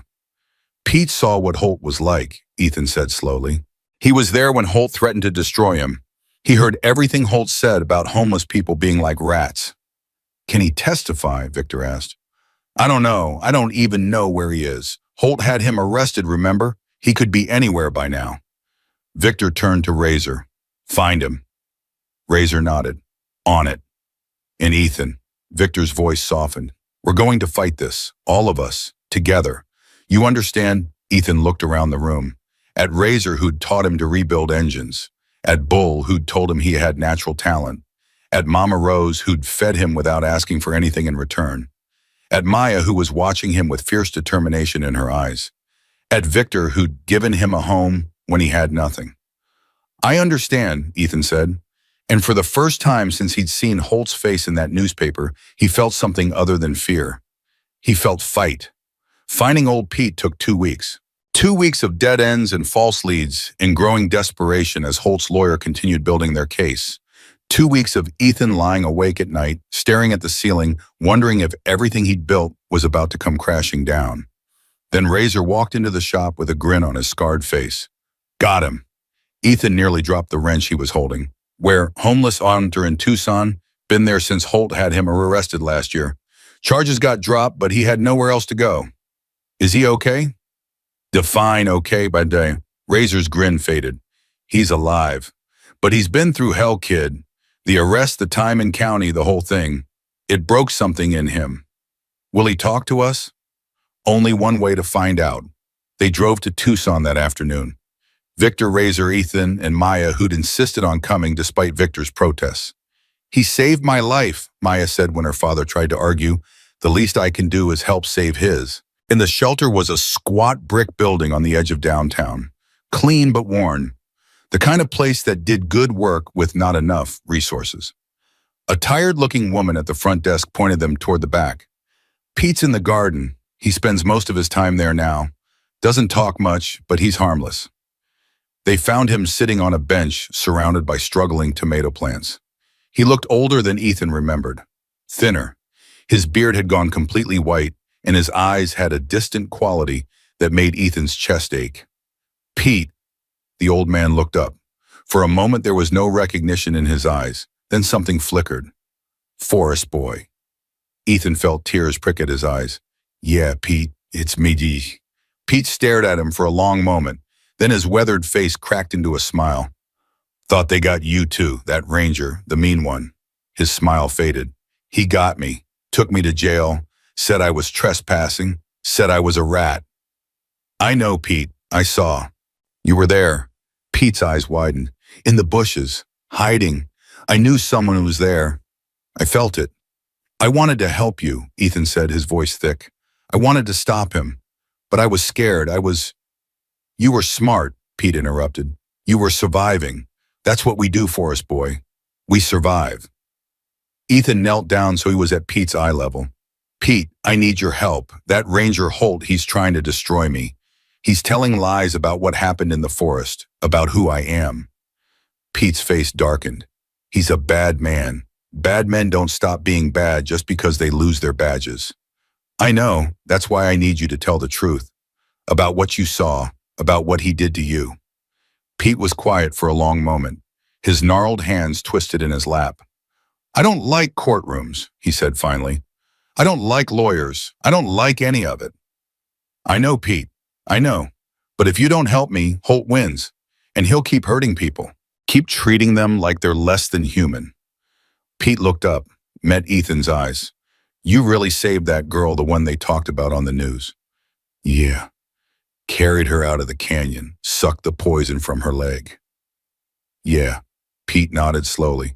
Your mama raised you right, Forest boy. Before she died, she raised you right. Ethan's throat closed up. So you'll help. Pete was quiet for another long moment. Then he stood up, straightened his thin shoulders, and looked at Victor with clear, determined eyes. I'll help, but I want something in return. Name it, Victor said. I want to go back to the forest. After all this is done, I want to go home. Victor exchanged a glance with Ethan. We can make that happen, Victor said. But Pete Holt's gone. He can't hurt you anymore. It's not about Holt. Pete's voice was soft. It's about the trees, the birds, the sky. That's where I belong. That's where I've always belonged. He turned back to Ethan. I'll tell them the truth, Forest boy. Everything I saw, everything that monster did. His jaw tightened. And then I'm going home. The trial began on a Tuesday. The courtroom was packed, reporters in the back rows, curious citizens filling every available seat, a tension in the air so thick Ethan could taste it. Holt sat at the plaintiff's table looking smug and confident in a new suit. His lawyer was a sleek man with coldy eyes and a reputation for destroying witnesses. Ethan sat with Victor and the club's lawyers trying to keep his hands from shaking. Maya was in the gallery with Mama Rose and a dozen other club members. She caught his eye and nodded. "You've got this." The first 2 days were brutal. Holt's lawyer painted a picture of a noble ranger victimized by a violent criminal organization. He called witness after witness who testified to Holt's dedication and professionalism. He called Uncle Ray, who repeated his lies about Ethan's troubled childhood and violent tendencies. Ethan had to sit there and listen, had to keep his face neutral while his uncle described the loving home that had been a prison, had to watch the jury's faces as they absorbed the poison being poured into their ears. On the third day, it was their turn. Their lawyer called Maya first. She walked to the stand with her head high, took the oath, and then told her story about hiking alone in the canyon, about the snake, about waking up in a stranger's arms being carried through the wilderness by a boy who wouldn't give up. "I was dying," Maya said, her voice steady. "I could feel it. The venom was shutting my body down. And Ethan, this boy I'd never met, he put his own life at risk to save me." "Objection," Holt's lawyer said. "The witness was unconscious. She can't testify to events she didn't see." "Sustained." Maya's jaw tightened, but she wasn't done. "I can testify to this," she said. "When I woke up in that ambulance, Ethan was unconscious too. He'd absorbed venom into his own body trying to save me. He'd walked 3 miles on a broken ankle. He'd been shot at by a man who was supposed to protect people." Her voice rose. "That's not the behavior of a violent criminal. That's the behavior of a hero." The gallery erupted. The judge banged his gavel, but Ethan saw something shift in the jury's eyes. A crack in the armor Holt's lawyer had built. Then they called old Pete. He shuffled to the stand in clothes the club had bought him. Clean, pressed, but still somehow carrying the weight of all his years in the wilderness. He looked terrified, but when the lawyer asked him to describe what happened that morning in the forest, his voice was clear. "The Ranger Holt, he arrested me for trespassing. But that wasn't the real reason." Pete's hands gripped the rail. "He hated me, hated all of us, the ones who lived in the forest. He called us rats, said we were infesting his park." "Did he say anything else?" "He said he was going to make an example of me, so the other rats would know what happened when they came into his territory." Pete's eyes found Holt's. He enjoyed it, the power, the fear. He enjoyed making people feel small. "And did you see anyone else in the forest that day?" "I felt someone, watching, hiding in the bushes." Pete's gaze moved to Ethan. "Later I found out it was the forest boy, Ethan. He wanted to help me, but he was scared. And he was right to be scared. Holt would have destroyed him." Holt's lawyer rose for cross-examination. "Mr. Pete, isn't it true that you have a history of mental instability?" "I have PTSD, Pete said quietly, "from the war, from things I saw that no man should see." "So you admit your perception might be compromised?" Pete looked at the lawyer for a long moment. "My perception is fine. I know the difference between a good man and a bad one. I've known it since 1969 when I watched good men die and bad men survive." His voice hardened. "That ranger is a bad man, and the boy Ethan, he's one of the good ones. The kind that gives you hope that maybe the world isn't as broken as it seems." The courtroom went silent. Holt's lawyer had no response. The final witness was Ethan himself. He walked to the stand on legs that felt like rubber, took the oath with a voice that wanted to shake but didn't. And then he told his story, all of it. The abuse, the basement, the running, the years of hiding in the wilderness, finding Maya in that canyon, the snake, the desperate decision to suck the venom from her leg, carrying her for miles. The broken ankle, the moment she stopped breathing and he thought he'd lost her. Reaching the trail, seeing Holt's truck, feeling hope, and then watching that hope turn to ash as Holt pointed a gun at his chest and accused him of assault. "I begged him," Ethan said, his voice cracking. I begged him to help her. I told him she was dying and he didn't care. He called me trash. He said she wasn't going anywhere. What did you do then? The lawyer asked. I made a choice. Ethan's eyes found Holtz across the courtroom. I chose her life over my safety. I attacked him. I stole his truck. I drove like a madman until I found her father. And if you had to do it again, I wouldn't change a thing. Ethan's voice was steady now, strong. Maya was dying. Holt was going to let her die to prove a point. I wasn't going to let that happen. Not for anything. The jury deliberated for 6 hours. Ethan waited in a small room with Victor and Maya unable to eat, unable to think, unable to do anything but stare at the door and wait. When they finally filed back in, Ethan couldn't read their faces. The foreman stood. In the matter of Derek Holt versus the Hells Angels Motorcycle Club and Ethan Cole, we the jury find in favor of the defendants on all counts. The courtroom exploded. Maya grabbed Ethan and held on like she'd never let go. Victor's hand landed on his shoulder, heavy and warm. And Ethan, the invisible boy who'd spent years hiding in the shadows, stood in that courtroom and let the tears fall. He'd won. They'd won. And Derek Holt, sitting at the plaintiff's table with his face gone gray, had finally lost. Outside the courthouse, the press swarmed, cameras flashing, microphones thrust forward, questions shouted from every direction. But Victor's men formed a wall around Ethan, guiding him toward the waiting motorcycles. Ethan, how do you feel about the verdict? Ethan stopped, turned to face the cameras. I feel grateful, he said, grateful for the people who believed in me, grateful for the chance to tell my story. What about Derek Holt? Do you have any message for him? Ethan was quiet for a moment. Then he spoke. I hope he finds peace. I hope he learns that power isn't about making people afraid. It's about lifting them up, he paused. And I hope he never hurts anyone again. He turned away from the cameras, climbed onto the back of Victor's motorcycle. And as they roared away from the courthouse, surrounded by the thunder of 50 engines, Ethan felt something settle in his chest. Not just victory, something deeper, something that felt like justice. That night back at the clubhouse, Victor found Ethan sitting alone on the back deck. Hell of a day, Victor said, settling into the chair beside him. Yeah, you did good up there, on the stand, took guts. Ethan shook his head. I almost fell apart. When they asked about my uncle, about the basement, but you didn't. Victor's voice was firm. That's what matters, not whether you felt scared, whether you kept going anyway. They sat in silence for a while. Then Victor spoke again. Pete's going back to the forest tomorrow. Razor's going to drive him. Make sure he's set up with supplies. Good. He deserves that. You could go with him if you wanted, say goodbye. Ethan thought about it, about the forest that had been his home for so long, the red rocks and the hidden canyons and the silence that had kept him safe. But it wasn't his home anymore.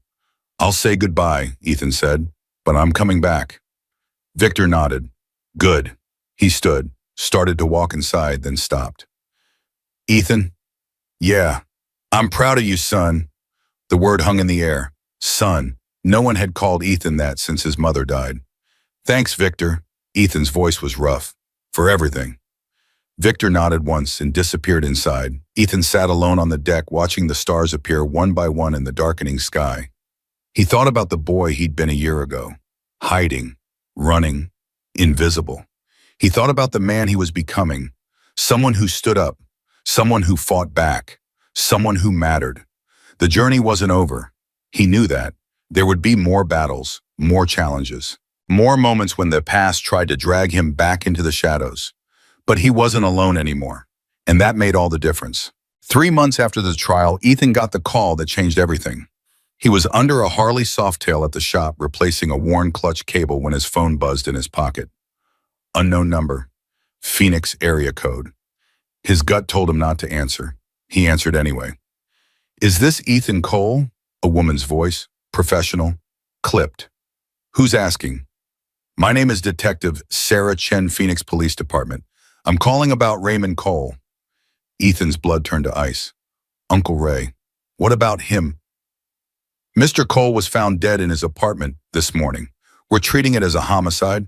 The wrench slipped from Ethan's fingers, clattered against the concrete floor. Mr. Cole, are you still there? I'm here. His voice sounded distant, like it belonged to someone else. What happened? That's what we are trying to determine. Mr. Cole listed you as his emergency contact. That's impossible. He hated me. Nevertheless, you're in his records. We'd like you to come to Phoenix to answer some questions. Ethan's mind was spinning. Uncle Ray was dead. Murdered. The man who'd locked him in basements, who'd beaten him until he couldn't walk, who'd gone on television and called him a violent liar. Dead. Mr. Cole, I'll be there tomorrow. He hung up, sat there in the oil and grime of the shop floor, trying to feel something, anything.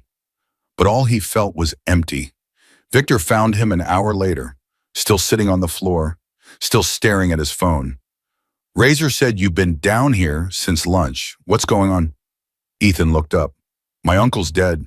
Someone killed him." Victor's expression didn't change. "When?" "Last night they think they want me to come to Phoenix." "You going?" "I have to." Victor studied him for a long moment. "You want company?" Ethan almost said no, almost fell back into his old pattern of handling everything alone. But he wasn't that person anymore. "Yeah," he said quietly. "I do."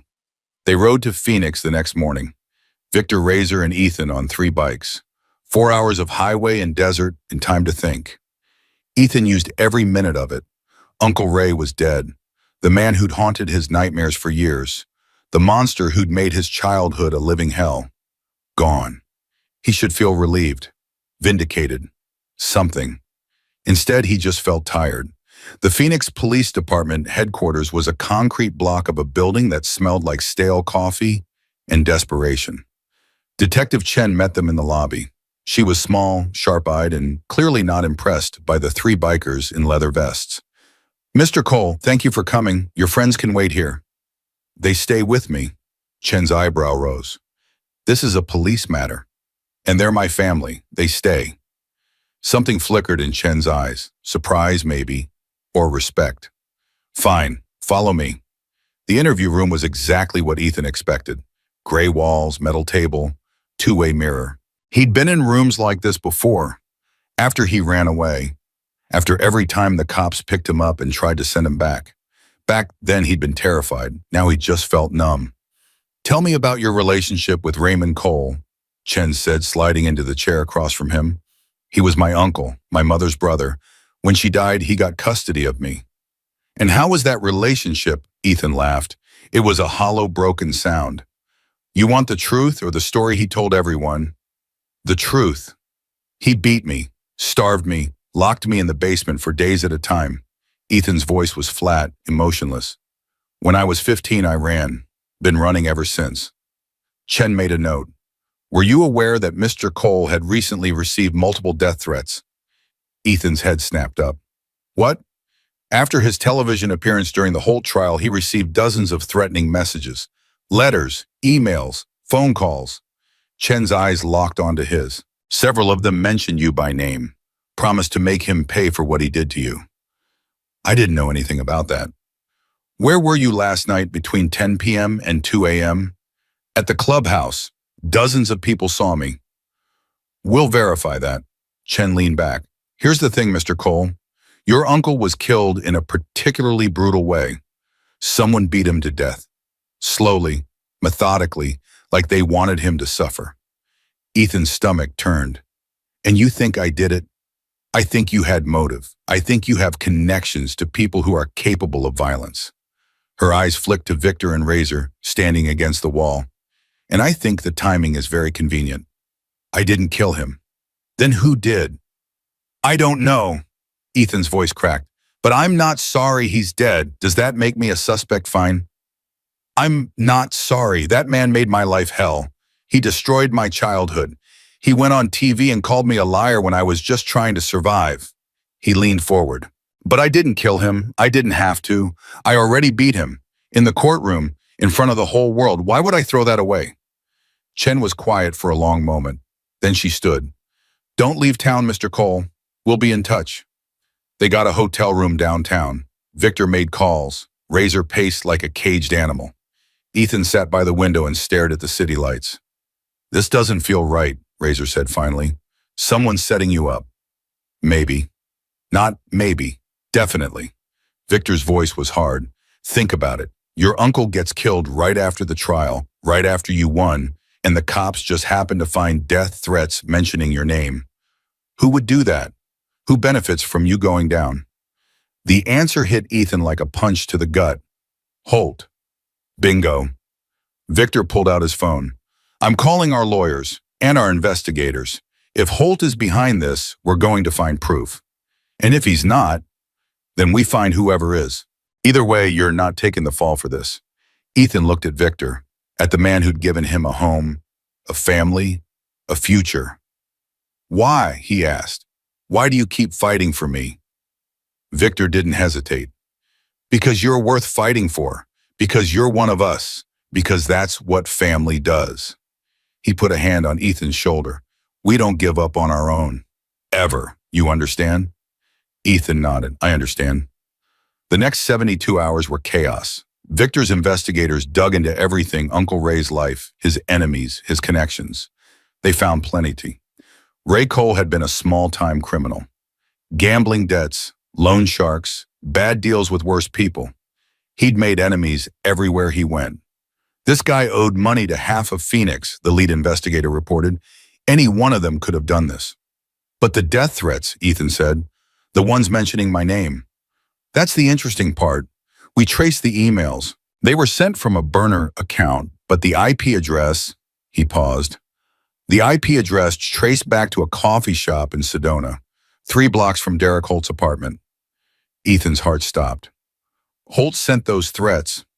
Looks like it. He wanted to frame you, make it look like your people killed Ray to avenge you. Can we prove it? We're working on it, but there's more. The investigator slid a folder across the table. Ray Cole had a life insurance policy, $200,000. And guess who the beneficiary is? Ethan opened the folder. His blood ran cold. Derek Holt. Apparently they met a few months ago. After Holt lost the trial, they bonded over their mutual hatred of you. The investigator shook his head. Holt convinced Ray to take out the policy, said they could share the money after you went to prison for the murder. But Ray's dead. See, exactly, and now Holt gets all the money, plus the satisfaction of destroying you. Ethan stood. His hands were shaking, not with fear, with rage. Where is Holt now? Don't, Victor said sharply. Don't even think about it. He killed my uncle. He's trying to frame me. And if you go after him, you prove everyone right.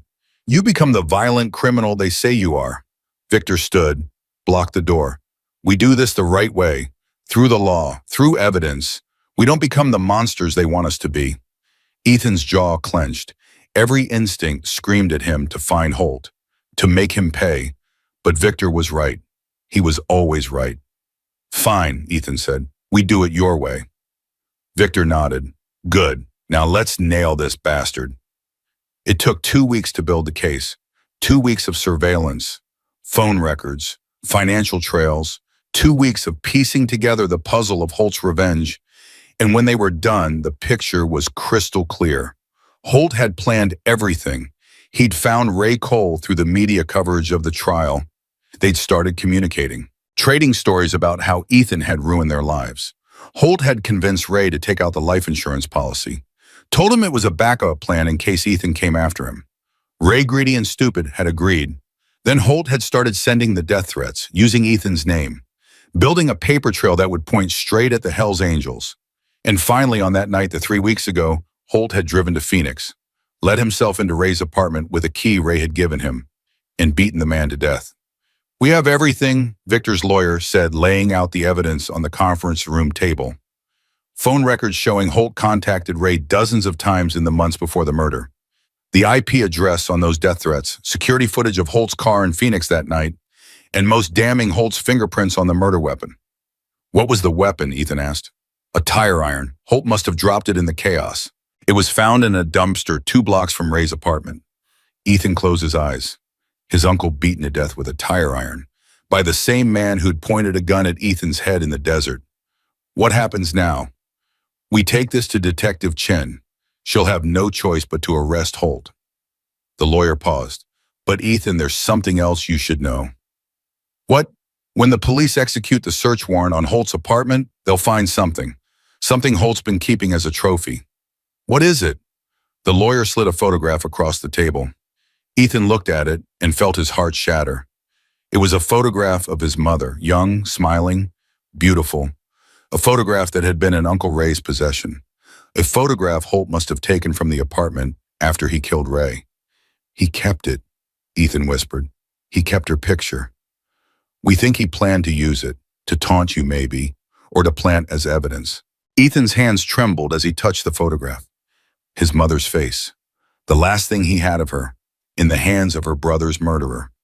Get it back, he said, his voice cracking. Please, get it back. We will. I promise. The arrest happened 3 days later.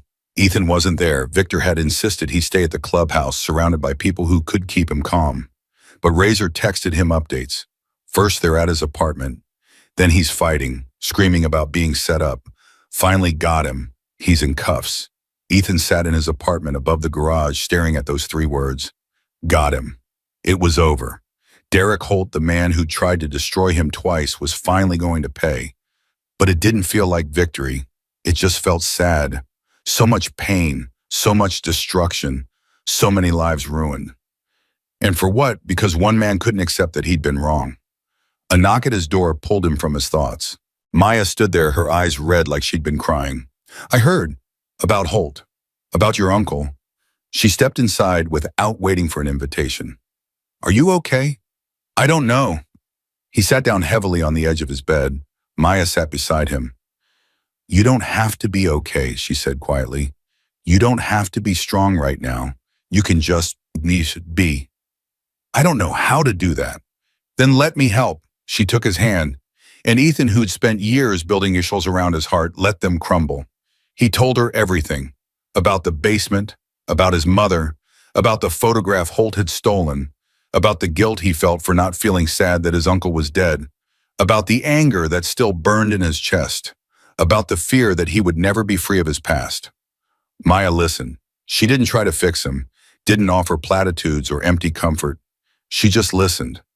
And when he was done, when he'd poured out every dark corner of his soul, she squeezed his hand.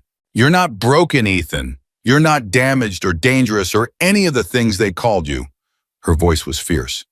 You're a survivor, and survivors carry scars, but scars aren't weakness. They're proof that you made it through. Ethan looked at her, this girl who'd almost died in his arms, this girl who'd become his closest friend, this girl who saw him, really saw him, and didn't look away. Thank you, he whispered. For what? For believing in me, even when I couldn't believe in myself. Maya smiled. That's what family does. The trial was quick. With the evidence stacked against him, Holt's lawyer advised him to plead guilty. He refused, insisted on fighting, insisted on telling his story to the jury. It didn't matter. The evidence was overwhelming. The testimony damning. The verdict inevitable. Guilty. First-degree murder. Life in prison without parole. Ethan sat in the gallery and watched Holt being led away in handcuffs. Their eyes met. Holt's were filled with hatred, with venom, with the same cruelty that had been there that day in the desert. But Ethan felt nothing. Not satisfaction, not triumph, not even relief. Just a profound emptiness, and the knowledge that it was finally truly over. After the verdict, Detective Chen found Ethan in the hallway. I owe you an apology, she said. For what? For suspecting you, for making you come to Phoenix like a criminal. She paused. I was wrong about you. You were doing your job. I was doing it badly. She reached into her jacket. I thought you might want this. She handed him the photograph. His mother's face smiled up at him, young, beautiful, full of life. We recovered it from Holt's apartment. It's officially yours. Ethan's throat tightened. Thank you. Thank you for not giving up, for fighting even when everyone was against you. Chen's expression softened. You're a good man, Ethan Cole. Don't let anyone tell you different. She walked away, and Ethan stood there holding the last piece of his mother and let the tears fall. That night, the club threw a party. Not to celebrate Holt's conviction that felt wrong somehow, but to celebrate Ethan, his resilience, his strength, his survival. Victor made a speech about family and loyalty and the bonds that couldn't be broken. Mama Rose cried and made him eat 3 plates of food. Razor clapped him on the back and called him brother for the first time. And Maya sat beside him, her hand in his, and didn't let go. Later, after the party wound down, Ethan found himself on the back deck with Victor. The same place they'd sat after the first trial, the same stars overhead. "Hell of a year," Victor said. "You said that before." "Yeah, well," Victor smiled. "It keeps being true." They sat in comfortable silence. Then Victor spoke again. "What are you going to do now, with your uncle's estate, I mean? You're his only living relative. Everything goes to you." Ethan hadn't thought about it. "I don't want his money." "It's not his money, it's yours legally." Life insurance aside, he had savings, a house, assets. Ethan was quiet for a moment. Then an idea formed. "The outreach program," he said slowly. "We've been struggling for funding. The shelter in Tucson where Pete stayed, they're barely keeping the lights on." Victor nodded. "You want to donate it?" "All of it, every cent." Ethan's voice strengthened. "I don't want anything that came from him, but I can turn his poison into something good. Something that helps people like me, people like Pete." Victor was quiet for a long moment. Then he smiled. "Your mother would be proud." Ethan looked at the photograph in his hands. His mother's smile, his mother's eyes, his mother's love captured forever in a single image. "I hope so," he said quietly. "I really hope so." He tucked the photograph into his jacket close to his heart. And for the first time since this nightmare began, he felt something like peace. 2 years had passed since Derek Holt's conviction. 2 years of building, growing, becoming. Ethan stood in front of the mirror in his apartment, adjusting the leather vest on his shoulders. Not a prospect cut anymore. Full patches, full member of the Hells Angels MC. His fingers traced the embroidered letters. 2 years ago, he'd been a ghost. Invisible. Alone. Now he was part of something bigger than himself. "You ready?" Maya's voice came from the doorway. She was dressed up too, not for the club, but for the ceremony happening in an hour. The grand opening of the Cole Foundation Homeless Services Center, named after his mother, built with his uncle's blood money, transformed into something that could save lives. "I don't know if I'm ready," Ethan admitted. "There's going to be cameras, reporters, people wanting to shake my hand and tell me I'm a hero." "You are a hero. I'm a mechanic who got lucky." Maya crossed the room, straightened his collar, met his eyes. "You're a man who refused to give up, who turned pain into purpose, who saved my life and then spent the next 2 years saving dozens of others." Her voice was fierce. "That's not luck, Ethan. That's character." He didn't have words for what he felt, so he just hugged her, held on tight, and let himself believe for one moment that he deserved all of this. The ceremony was bigger than Ethan expected. The parking lot was packed. News vans from 3 different stations, a crowd that had to be 200 people at least. And standing at the front waiting for him were the faces that had become his world. Victor in his best leather looking almost respectable, Razor with his scarred face and his hidden heart of gold. Mama Rose with tears already streaming down her cheeks. Bull and the other mechanics cleaned up and uncomfortable in clothes without grease stains. And Maya, always Maya, standing beside her father with pride shining in her eyes. The mayor was there too. City council members, representatives from homeless advocacy groups across the state. They'd all come to see the unveiling of what Ethan had built. "Nervous?" Victor asked as Ethan took his place at the podium. "Terrified." "Good, means you care." Victor clapped him on the shoulder. "Now go show them who you are." Ethan stepped up to the microphone. The crowd went quiet, 200 faces staring at him, waiting. He thought about running, about disappearing back into the desert where no one expected anything from him. And then he saw old Pete in the crowd. The old veteran had come all the way from his camp in the wilderness, cleaned up for the occasion, standing straight and proud. He caught Ethan's eye, nodded once, and Ethan found his voice. 3 years ago, he began. "I was invisible." The words came slowly at first, then faster, stronger. He told them about the forest, about hiding and surviving and believing that was all he deserved. He told them about Maya, about the snake, about the choice he'd made in that canyon. He told them about Victor in the club, about family found in unexpected places. He told them about Holt, about his uncle, about the darkness that had tried to consume him, and he told them about hope. This center isn't about me, Ethan said. It's about the people who are still out there, still hiding, still believing they are worthless. His voice cracked. I want them to know what I learned, that you are not invisible, that you matter, that there are people who will fight for you even when you can't fight for yourself. He paused. My mother believed that. She died before she could teach me how to live it. But I'm trying. Every day I'm trying to be the person she saw in me. He looked at the building behind him, at the sign bearing her name. This is for you, Mom, for everyone who never got their second chance, and for everyone who still might. The crowd erupted in applause. Ethan stepped back from the microphone, his legs shaking.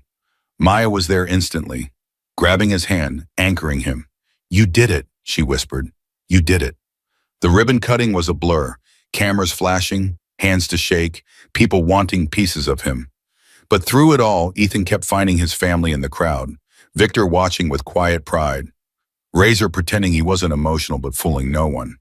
Mama Rose who'd given up trying to stop crying. This was what he'd built, what they'd built together. Something real, something lasting, something that would keep helping people long after Ethan was gone. After the ceremony, there was a reception inside the new center.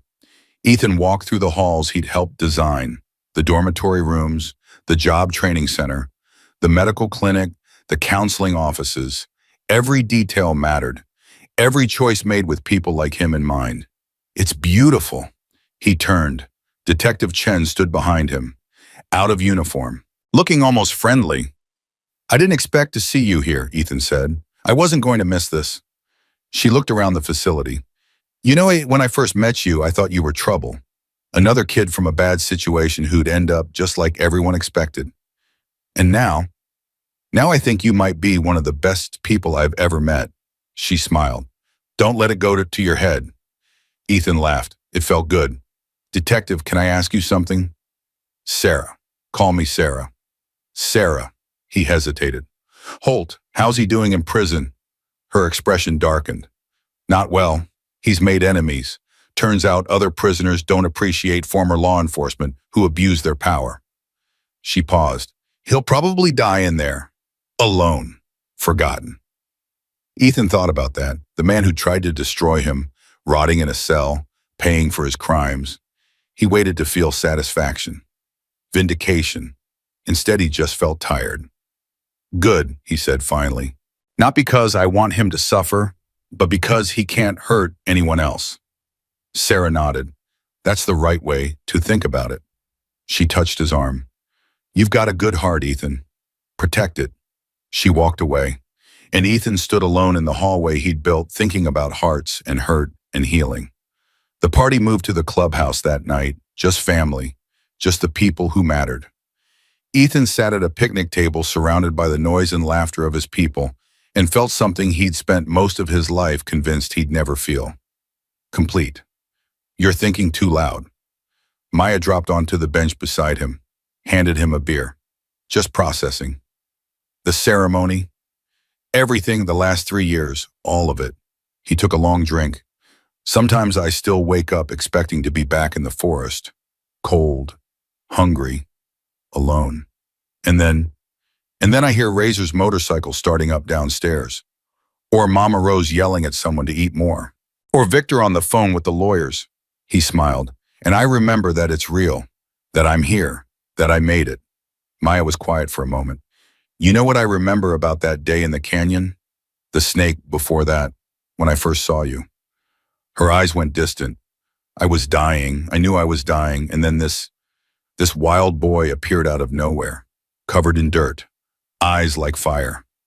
I probably looked insane. You looked like an angel. She turned to face him. You looked like someone who crawled out of hell just to save me. Ethan's throat tightened. Maya. I never properly thanked you, she said. Not really. I said the words, but I never told you what it meant. What you meant. You don't have to. Yes, I do. Her hand found his. You gave me my life back, Ethan. And then you gave me something even more important. You gave me a brother. Ethan stared at her. Brother. The word hit him like a punch to the chest. I never had family, he said, his voice rough. Real family. My mom died when I was 12. My uncle, you know what he was? I spent years convinced I was meant to be alone. And now, he looked around the clubhouse, at Victor telling a story that had Razor doubled over with laughter, at Mama Rose forcing more food on a prospect who already looked ready to burst, at Bull and the mechanics arguing about engines like it was the most important thing in the world, at the family he'd found in the most unlikely place. Now I know I was wrong, Ethan said. I was never meant to be alone. I just hadn't found my people yet. Maya squeezed his hand. Well, you found us now, and we're not letting go. Victor made his way over an hour later. The party was winding down, people heading home, the energy shifting from celebration to contentment. Walk with me, Victor said. It wasn't a request. They walked to the back of the property, past the garage, past the shop, to a small clearing where a single motorcycle sat under a tarp. What's this? Ethan asked. Victor pulled off the tarp. Ethan's breath caught.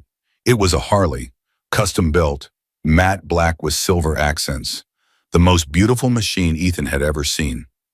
Razor and the boys have been working on it for 6 months, Victor said. Started the day you got your full patches. I don't understand. It's yours, Ethan. Ethan stared at the bike, his bike. I can't accept this. It's too much. It's not nearly enough, Victor's voice was gruff. You saved my daughter. You built that center. You've changed more lives in 2 years than most people change in a lifetime. He put a hand on Ethan's shoulder. This is just a bike, metal and rubber and chrome, but it represents something more. Freedom, belonging, the open road whenever you need it. Ethan touched the handlebars, cool under his fingers. Real. Thank you, he whispered, for everything, not just the bike, for seeing something in me when I couldn't see it myself. Victor was quiet for a moment. Then he pulled Ethan into a hug, brief, fierce, full of everything neither of them knew how to say. You're my son, Victor said, his voice rough with emotion. Not by blood, but by choice. And that means more.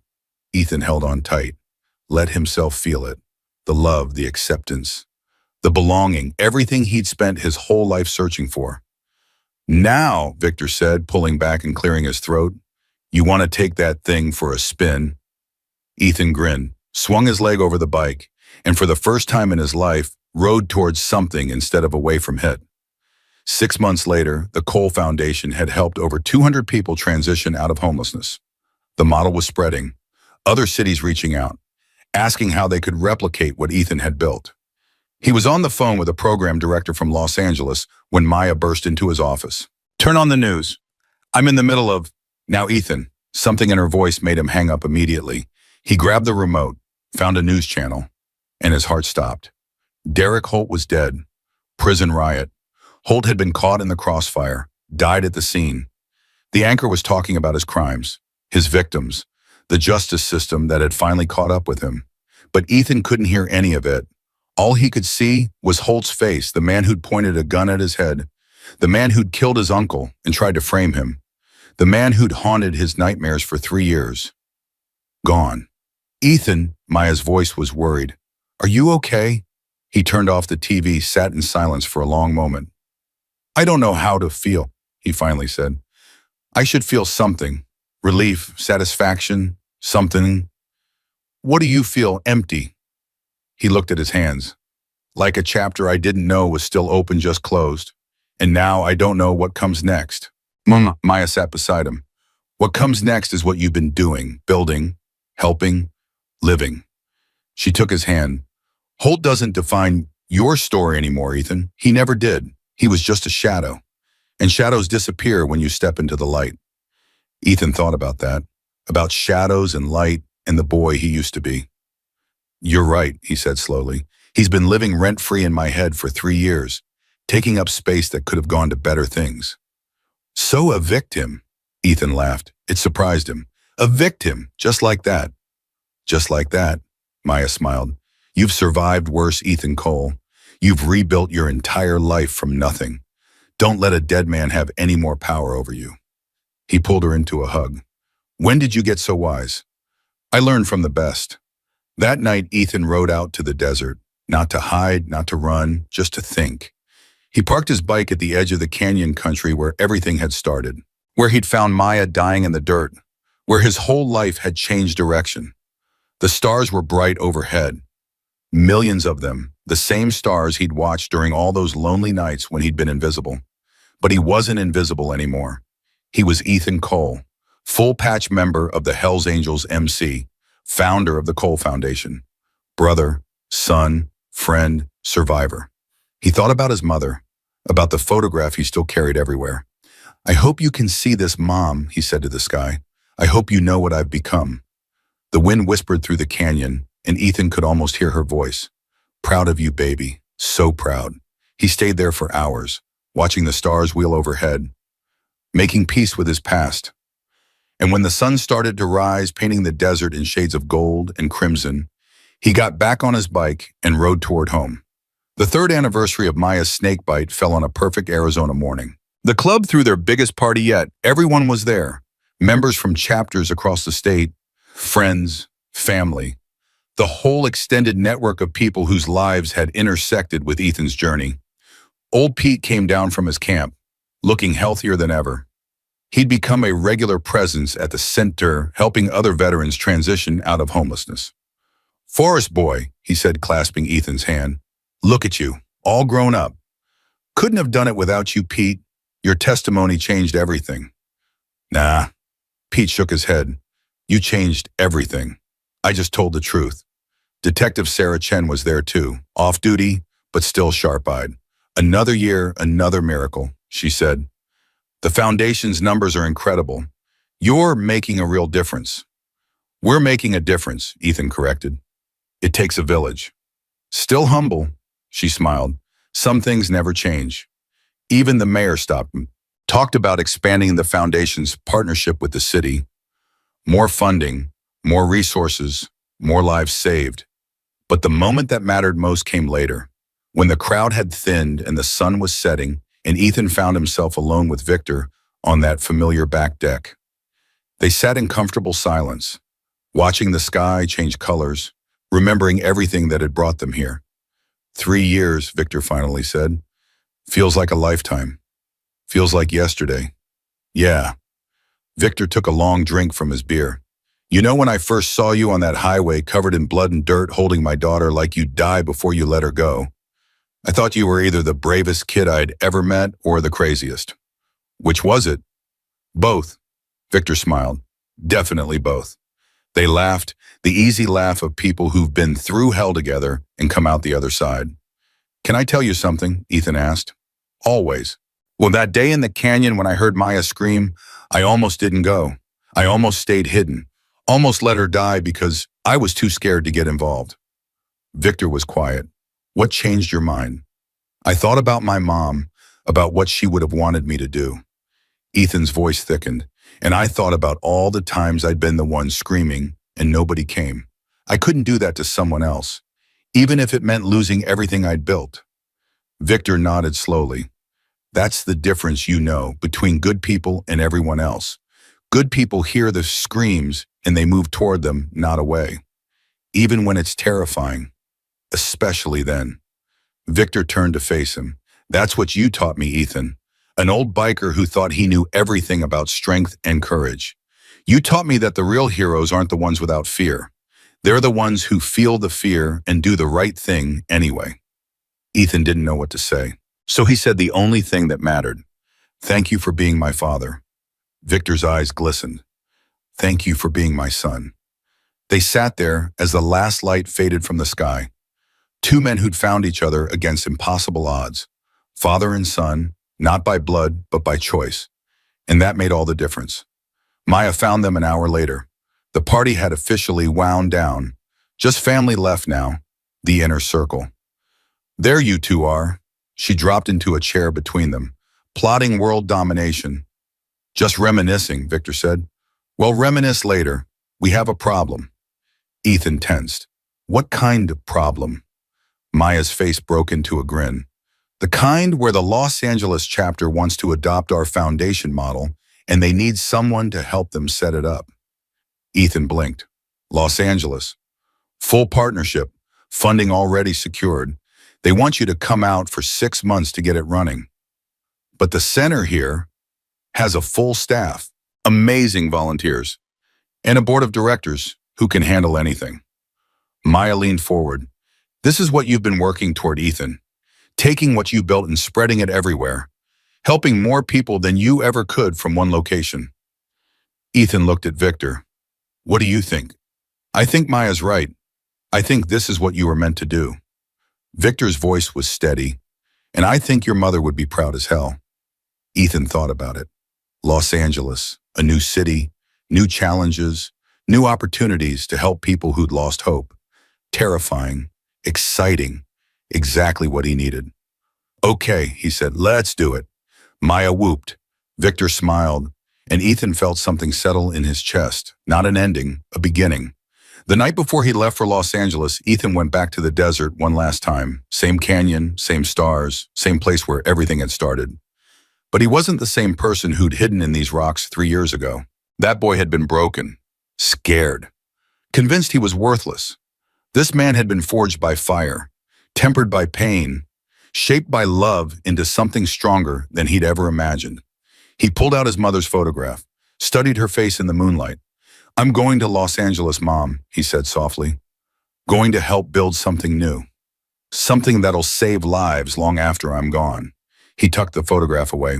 I know you're watching. I know you're proud. And I promise you this, I'll never stop.